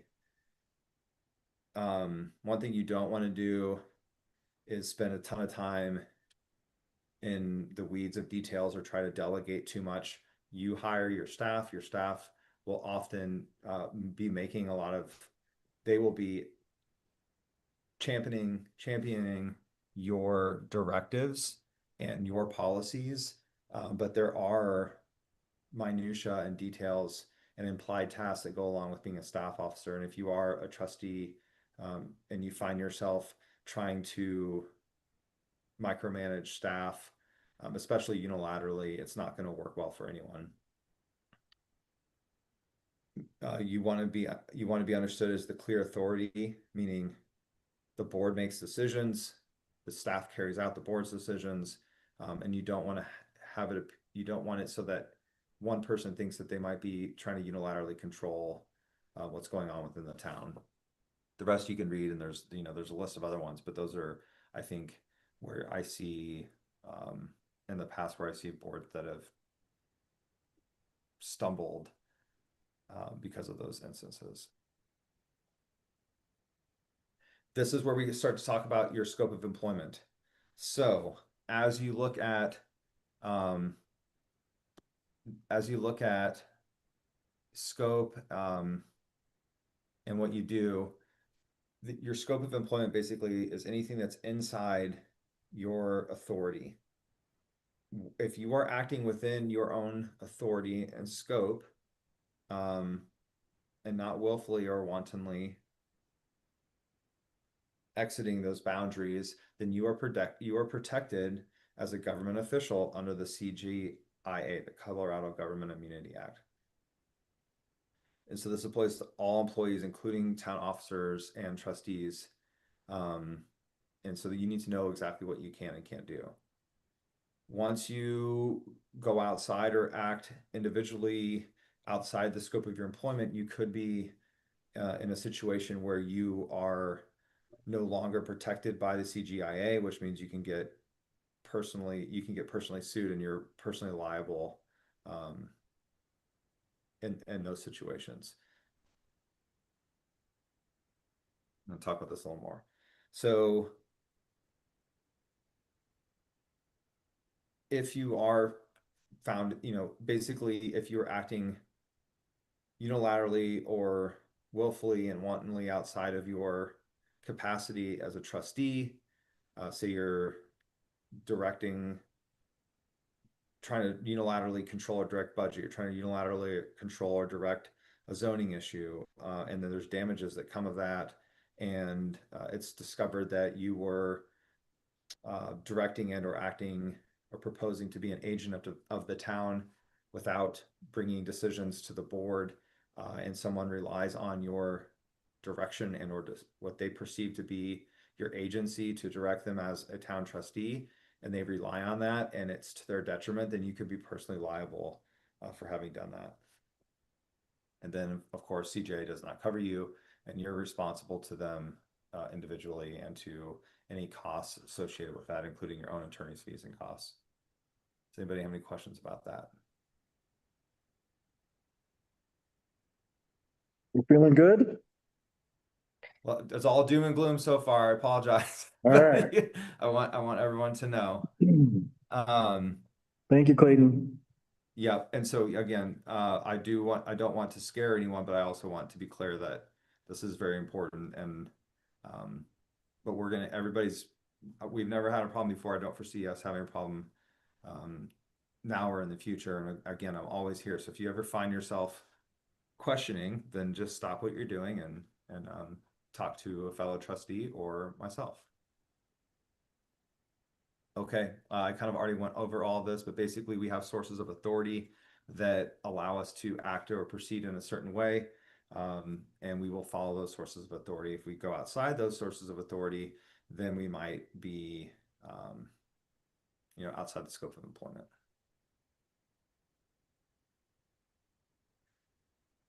So again, I've touched on a lot of this. You're acting as a body and you're voting in a public meeting. And as long as most of the time, if you are discussing something and you're in a public meeting, then you're going to be protected. I will be at the public meetings and will direct you and or interrupt you if I have to protect you and my client, which is the board itself in the town.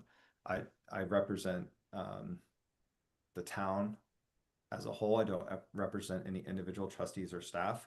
The town is my client, and the best interest of the town is my primary concern. If I were to interrupt you or try to stop you, I would always do so in a respectful manner, of course.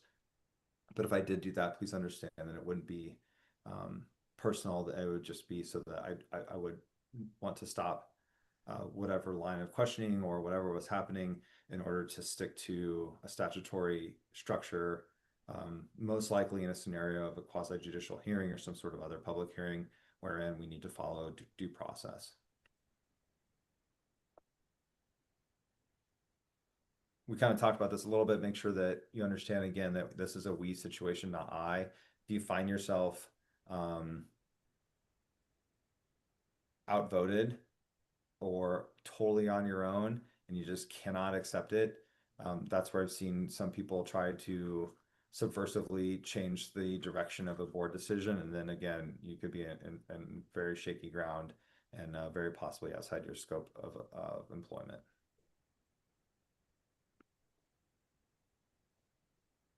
we touched on this and we will touch on it more, but one of the issues becomes conflict of interest. So if you're acting in your, because you have personal interest in something, you probably should have recused. And you can't, you have your own political will and you can't answer to and speak with voters about directing and or implementing policy, but just remember that you can't do anything without a majority of the board. So how you go about that is really important.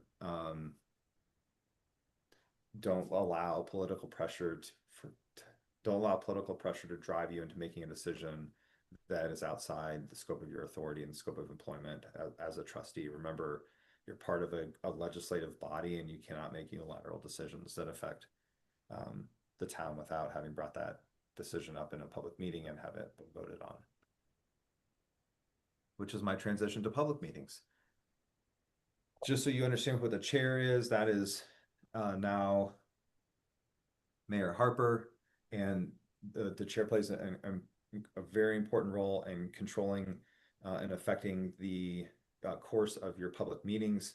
They are not only they're entrusted and directed to control and affirmatively control behavior. So if there's somebody speaking out, other members of the trustees, if you think we violated a due process or one of Bob's rules, you can of course call a point of order. However, it's typically up to the mayor to control the flow and process, and also to control the tempo and public input during a meeting. And they're basically like an air traffic controller. They will ask for motions, they will ask for seconds, they will be bringing the agenda topics, they'll be asking rude commenters to cease and desist, all those things.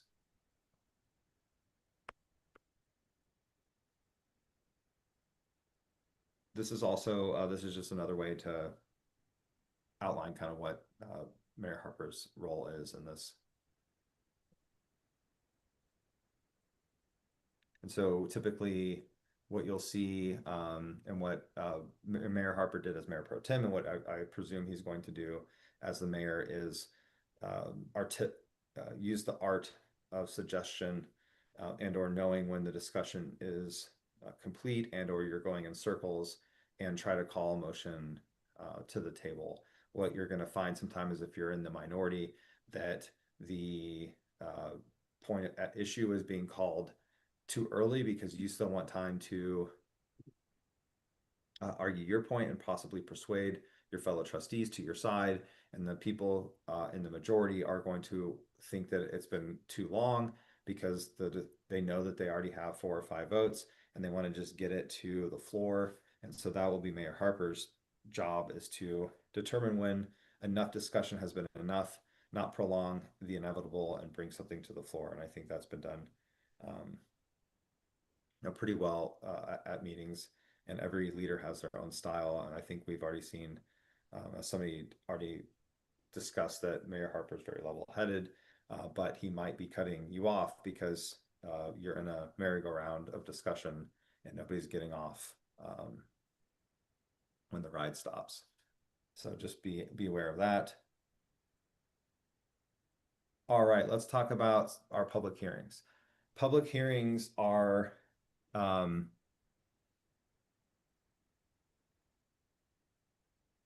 public hearings are an incredibly important part of town meetings and processes. Public hearings now, it doesn't always, there's a difference between public hearings, public meetings, and quasi-judicial hearings. Every meeting that you have with 3 or more trustees has to be in public. So that's not what we're talking about. What we're talking about now is those things that rise to the level of a public hearing, which require the notice, etc. Understand you are now, whether you like it or not, you're servants of the public. So regardless of how you're addressed, because there will be people who do not like what you're discussing, you must be courteous and or provide a level demeanor, yelling and or accepting citizens to yell at you just is not effective for meetings. So what is the most important goal of a public hearing? We already discussed candidness and transparency as being, you know, a major byproduct of good meetings and open meetings. What we want to do during public hearings is make sure that everybody affected and even just the public in general has been able to comment and feel that everything was considered and is being considered fairly. At the outset, typically we will explain the rules for a public hearing. We will ask, although it's not always followed, that people do not repeat testimony that's already been given. You might hear the same thing 20 times, and that's just how it goes. Make sure to listen, of course, everybody, thank speakers, and seriously consider and openly consider anybody's input, whether you initially agree with it personally or not, but help that. That's part of what your decision making is in a public hearing, is considering public input.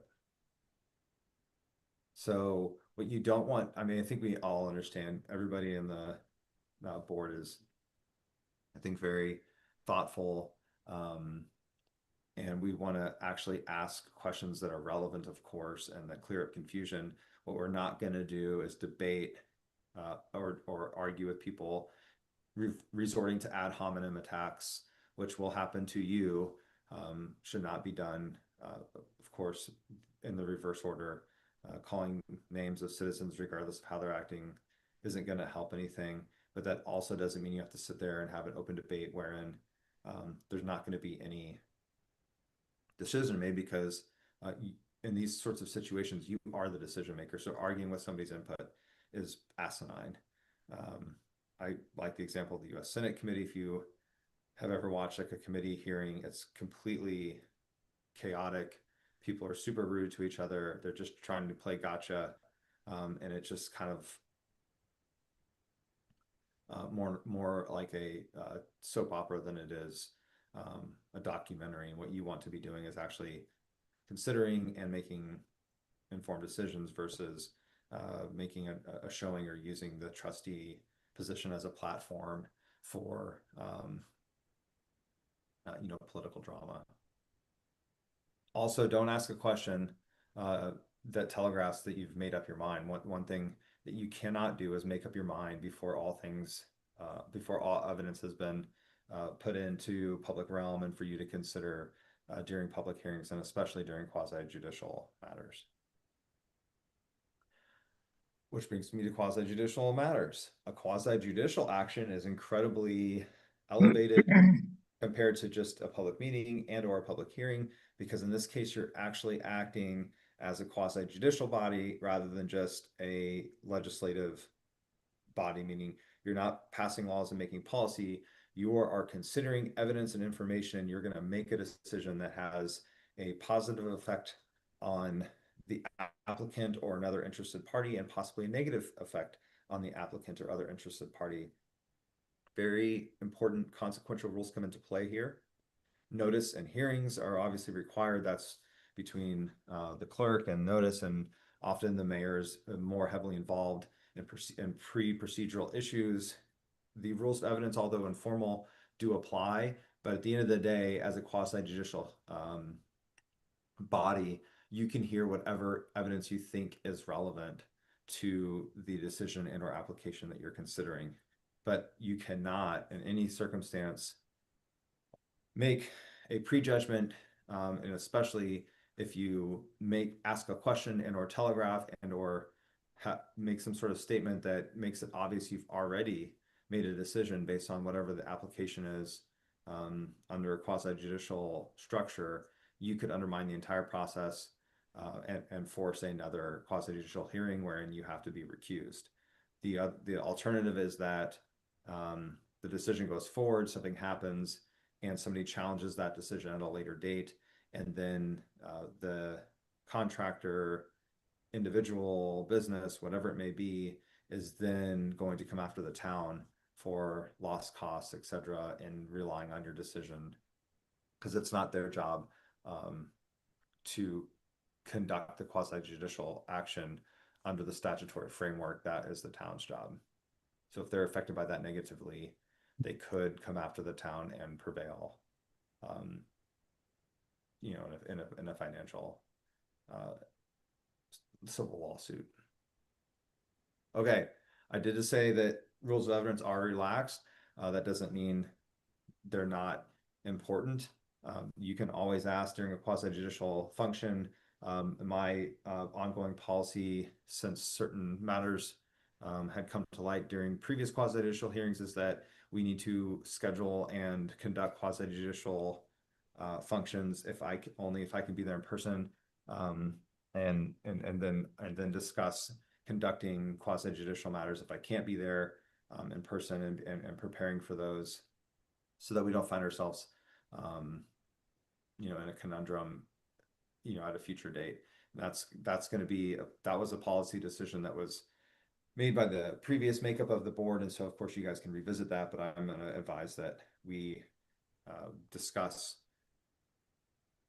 quasi-judicial matters, the processes of quasi-judicial matters, not the content of quasi-judicial matters, before we head into that.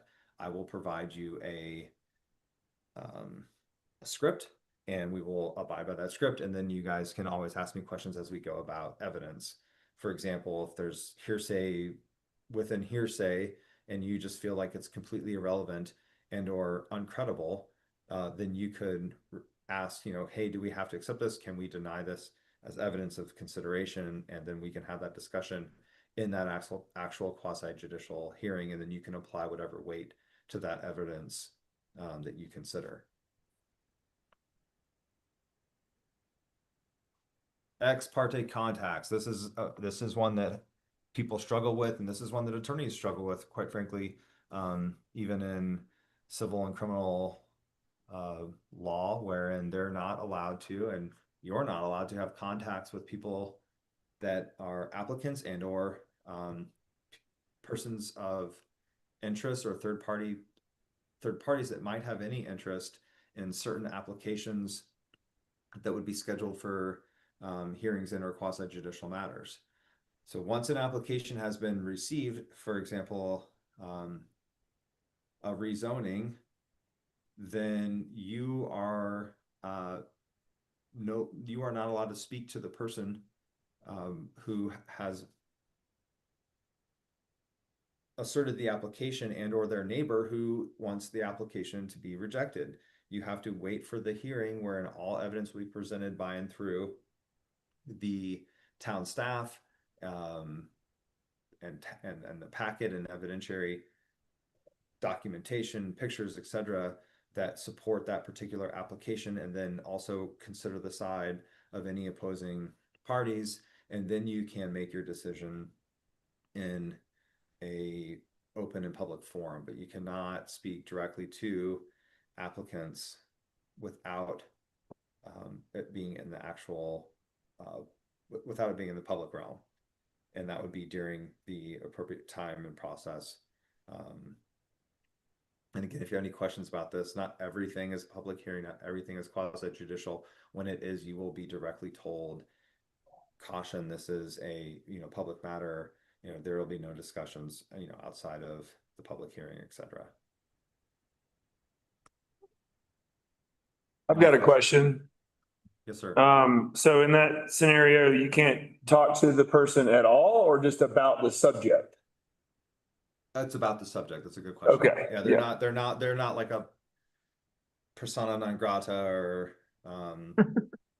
at that point, or a pariah, that they're not allowed to speak to anybody. If they submit an application about their rezoning, and then they want to talk to you about what your position is on water rights or the drought ordinance, whatever, then that's fine. You just cannot speak with them outside of the public realm about their application, or to an interested party about like their opinion or application, because you don't want to create a position in which you appear to be advocating for one side or the other before you hear all the evidence.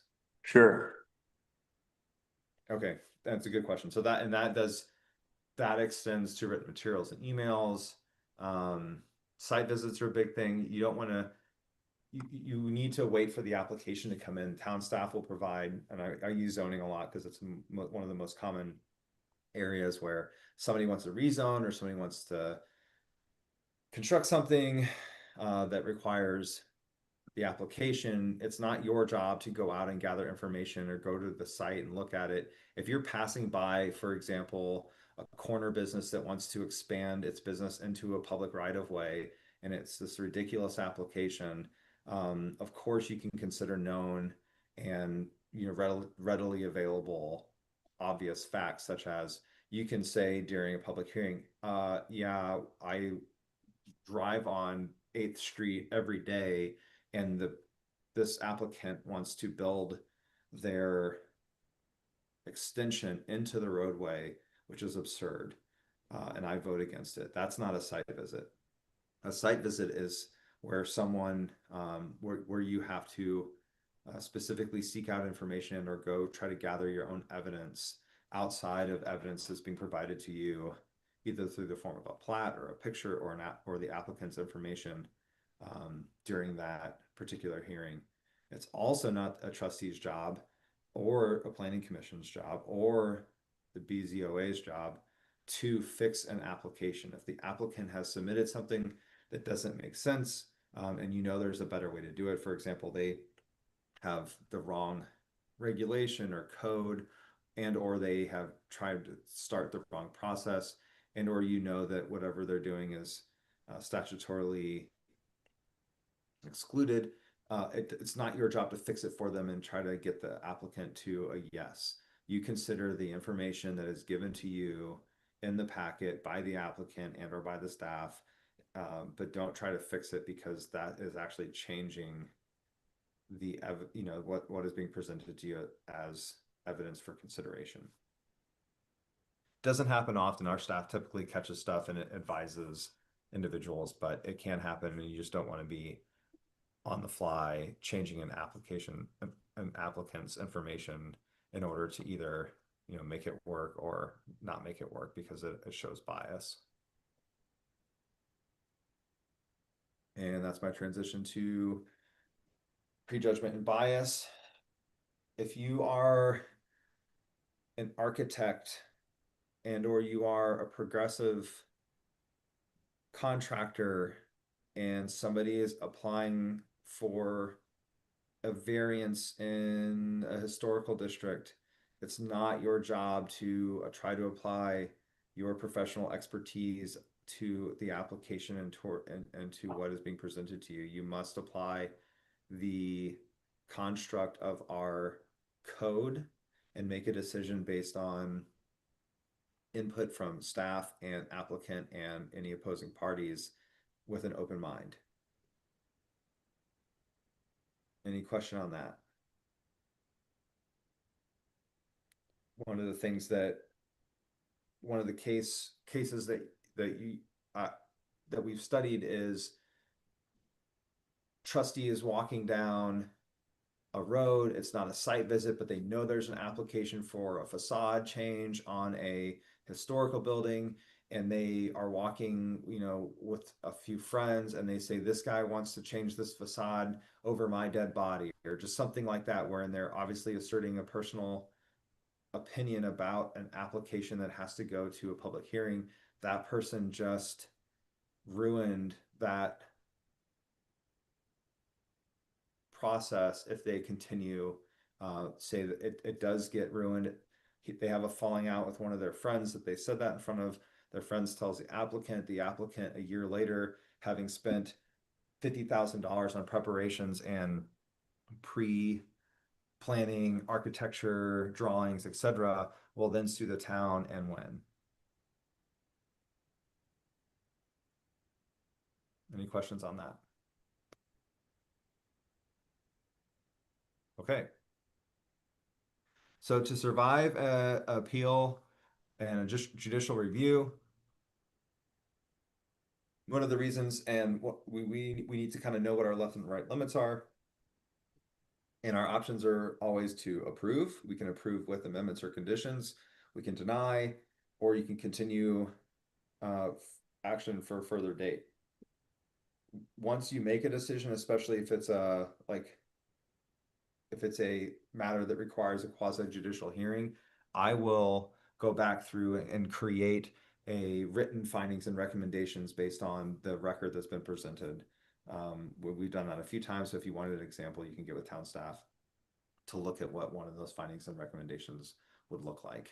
And the existing, and I'm sure the incoming trustees are well aware that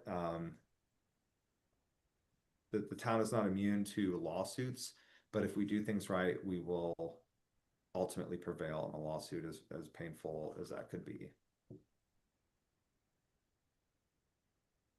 So the findings are going to state everything is obviously going to state our conclusion and everything that we, any conditions that we required to reach that conclusion. It was going to include all the evidence. And my suggestion is that you don't take on drafting your own findings, but that you direct me and or staff to draft the findings. And then you approve those findings, even though you've already made the formal decision, you approve your findings, at the following meeting. That there's no requirement, but that will trigger the appeal timeline, which means once you've made those final written findings, and you want to do that sooner than later for obvious reasons, that will trigger the time in which an applicant can appeal your decision. Say if you made a negative decision, and or an interested party can appeal your decision if it affects them. If you made a decision that's beneficial to the applicant, but not necessarily to the person that that has an interest and or opposes that particular application.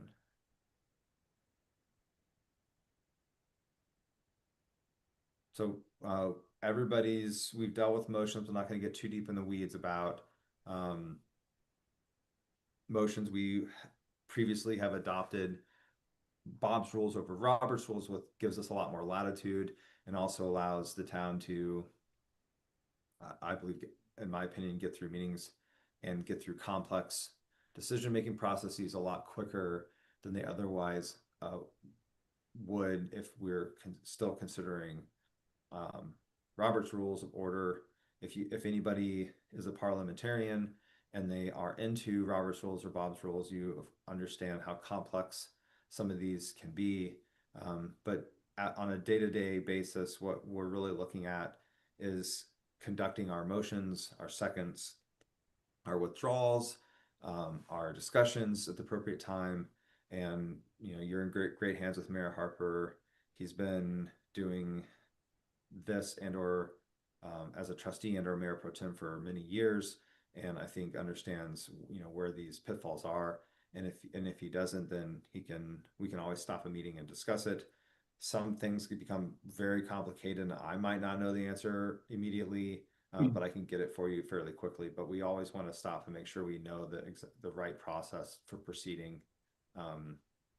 Vice we make a decision that we have to go back and undo later. So if, say, for example, somebody makes a motion to approve an ordinance and that motion fails, that's a failed motion. That's not a decision. The next thing that should happen is the prevailing side, meaning the side that was a majority no, should immediately move to deny the ordinance. And then once that is a majority vote yes to deny, then a formal decision has been made. But a failure to pass a motion is not a formal decision. And we do not have that code that says failure to approve equals denial that I have ever found.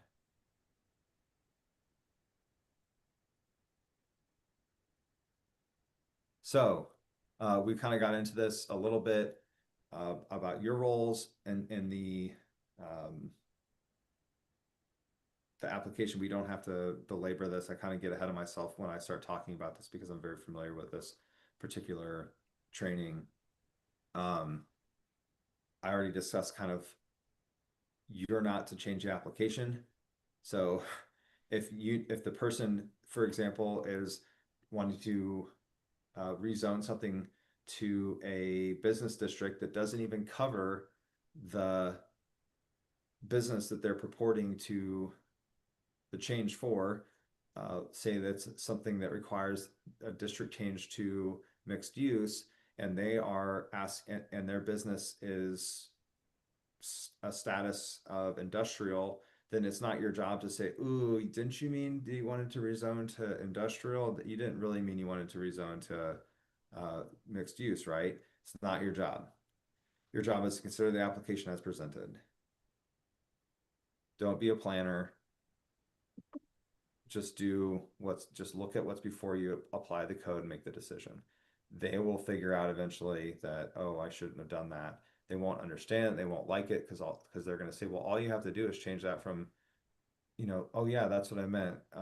Yeah, can we just talk about this as an industrial? And you say, no, sorry, you have to resubmit the application. The application as presented must be denied.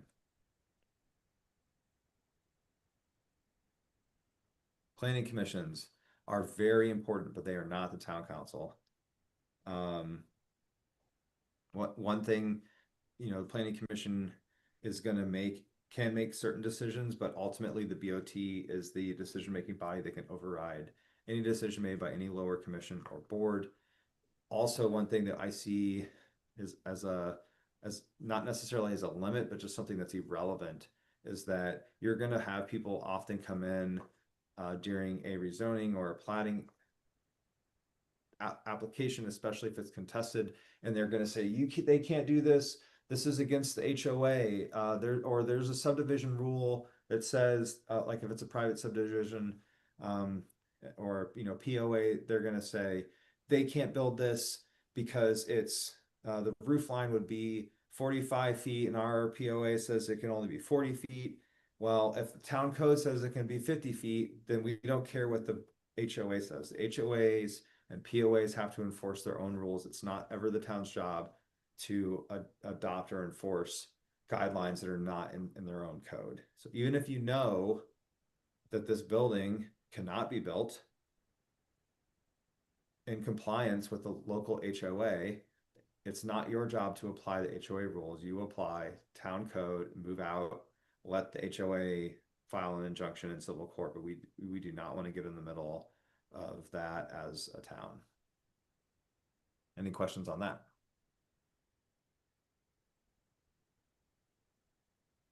All right, conflicts of interest. This is what you really want to pay attention to. The statute says there can be no conflict that arises between the public duty, your requirement to put the town's interest first, and your own private interest. There's per se rules, and then there's appearance of impropriety.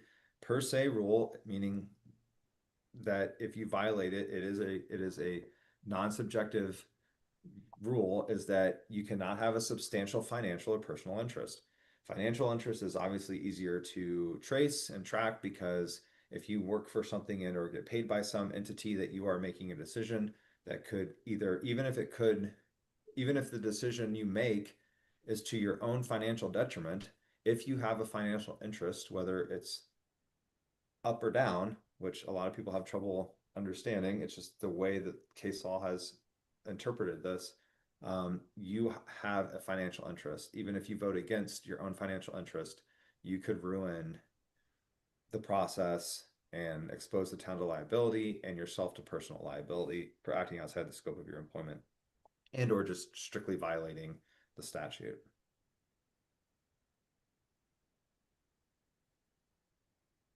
The other thing that people can get hung up on is family.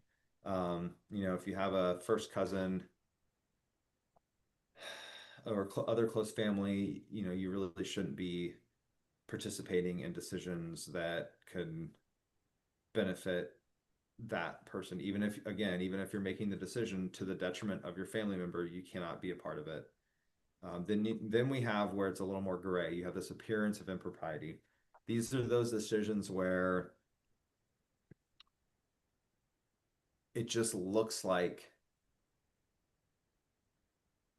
you might be violating the rule. You can't prove it. There's no per se direct financial or personal or family interest that you're violating. It is strictly just an appearance issue wherein the decision looks like you're affected by it. This comes about where you maybe, as an example, are an avid, I don't know, let me see, you're an avid fly fisherman, UTVer, whatever the case may be, and you've been advocating your entire life for riding UTVs through town, and the petition comes up or some law comes up where we want to change. I hate to bring up such a, contested issue, but I think that's where these things lie in these contested areas. And then you are privy and or part of a decision-making process that is obviously in your own personal interest, and or you have a preconceived opinion and or a passion in that area, meaning there's just no way that it doesn't look like you're using your position for personal gain. Even if you're not, and even if you can be objective, the appearance of impropriety could be enough that people will just not take the decision seriously, and or it could cause trouble down the line. So if there is a conflict of interest, personal, private, family, appearance, or otherwise, the best, there's nothing in writing, and people always say, well, where does it say I have to leave? There's nothing that says you have to leave. My advice, and the advice of every attorney in the Colorado Municipal League, is that you disclose that you have a conflict, you recuse yourself, and you leave the room. There is a case wherein the person's, even though they didn't participate in the discussion, stayed in the room, and they were such an influential part of the community that the town was later sued because the individual that voted testified that there was glaring, basically that he was getting, or whether it was he or she was getting mean mugged by the individual that stepped down, and they felt coerced into voting a way that they didn't feel like they should. So the best thing, if you're recusing, is to just leave the room so that nobody can accuse you of trying to telegraph your opinion about the issue with your facial and or body expressions. Any questions about that?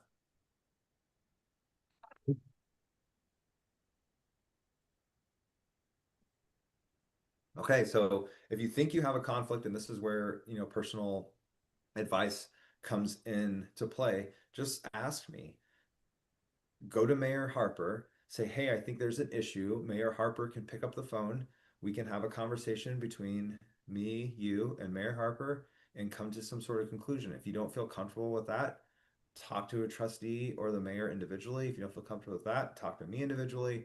But let's just make sure that we're not exposing ourselves or the town to issues down the road just before we just have a conversation. I'm very objective.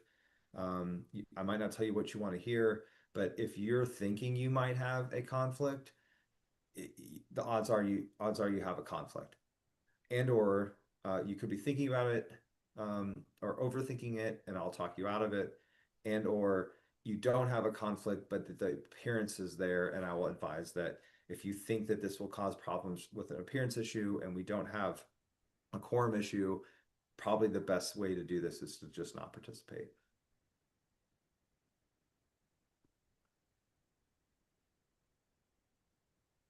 I was able to get through that in an hour by the grace of God and miracles. What questions do you have for me? All right. Anyone have any questions? Comments? Feedback? I do have one question. It's real similar to my previous question, but just as it relates to talking, or like the rule about 3 trustees being, or like, is it just being together in a public setting, or is it talking about business? So the Colorado open meeting law requires that if 3 or more trustees are gathered and discussing public matters, then it's a violation of the COML. It used to be a lot more strict, and the advice was that 3 trustees shouldn't even be in a social setting together. But it's actually gotten kind of more relaxed based on recent case law. If there are 3 trustees, say, in a group of people or sitting in a booth at a dinner or a bar, the case basically said that the burden of proof has shifted. It's not that there's 3 people together. You have to be able to show that they were discussing a public matter that affects, the town, versus it being in a social setting, meaning, yes, you are allowed to speak in or group together in 3 or more people in a social setting. My caution is just making sure that would be a necessity, and or if there's 3 trustees, which is the case, I'm sure could be the case if it's a very small town.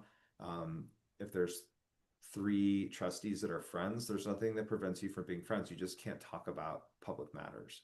Yeah. But just still understand that there could be an appearance issue. And if Right. you can avoid something like that, just try to avoid it. If there's like a 3-pack of trustees that are always together, that, go to the bar together, sit in the booth together, always eat breakfast together, whatever. And then you go to a public meeting and all 3 of them are completely in line on a very complex and or contentious subject, and they all say the same thing, and some guy says, I saw them at breakfast this morning, and tonight they're all saying the same thing, and they didn't discuss anything, then you start losing the benefit of the doubt that you weren't discussing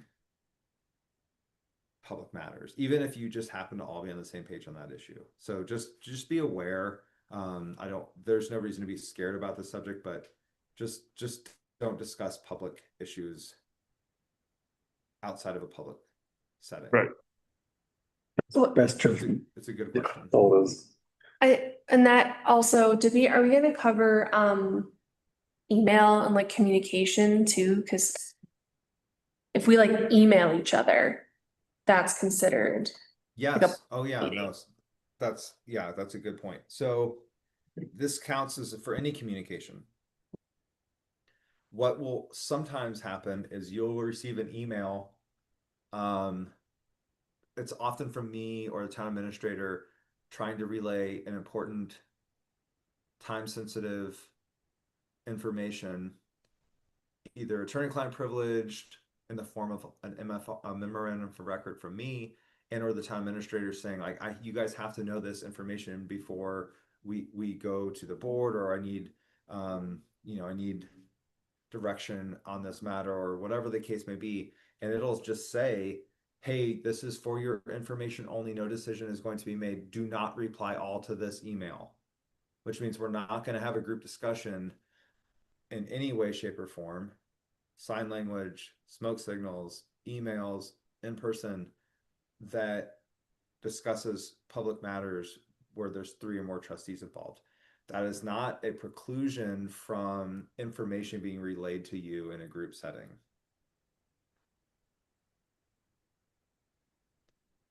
And if that's too concise, I can elaborate, but I'm trying to be more concise with my.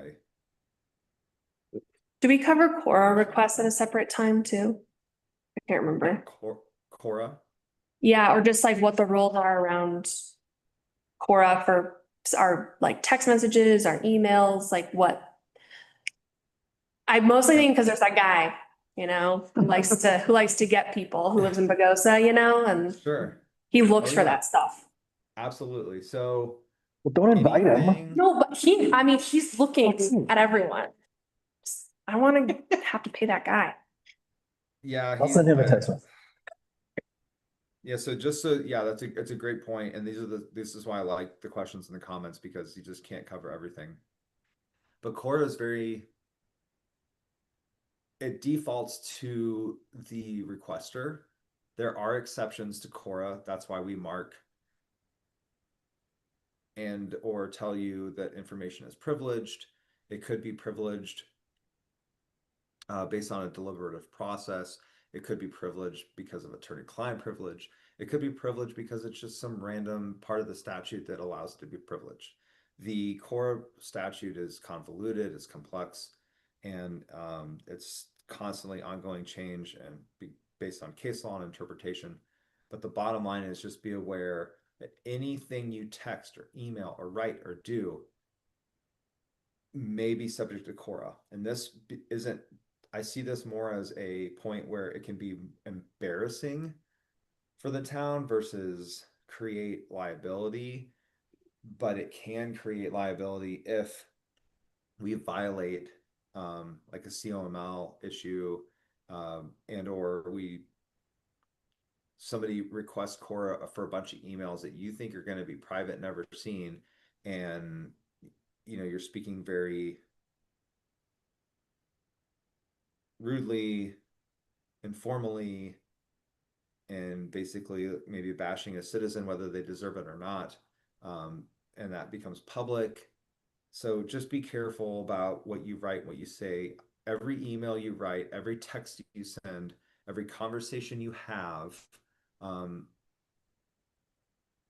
in a public setting, in your capacity as a trustee,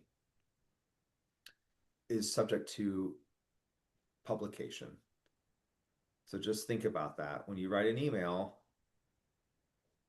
and you include sarcasm that to the wrong viewer could look like you're being rude, just assume somebody's going to read it. And I've made this mistake the hard way and been embarrassed where I write something, I respond to something, I think it's privilege. It turns out it has nothing to do with town business. I'm just complaining about the audacity and or the frustration of a citizen that is causing trouble for the town, and that email is published to them, and it just makes us look unprofessional. So just be aware that everything you do, say, write could be subject to the Open Records Act, and the lawsuits mostly come from violations of COML, wherein we think we have an exception to like an opens meeting, or we think we've done notice correctly and we don't. We miss some piece of the process and we get sued, and we have to pay an attorney who's trolling our minutes that finds a mistake and uses the COML against us to get the minimum CIRSA balance of $3,000, whatever it is.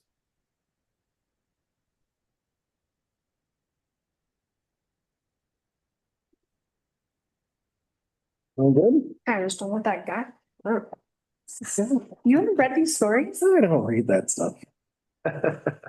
I've dealt with Read the him paper, in Jim. But lawsuits. you're more than and- welcome to invite them. Yeah, I've gotten lawsuits in 3 other jurisdictions from the same person. So has major firms in Denver, and it's not because we're small or exposed. It's just because there's a lot of gray area in that realm, and there are people out there trolling, just looking for mistakes to try to throw back in our face.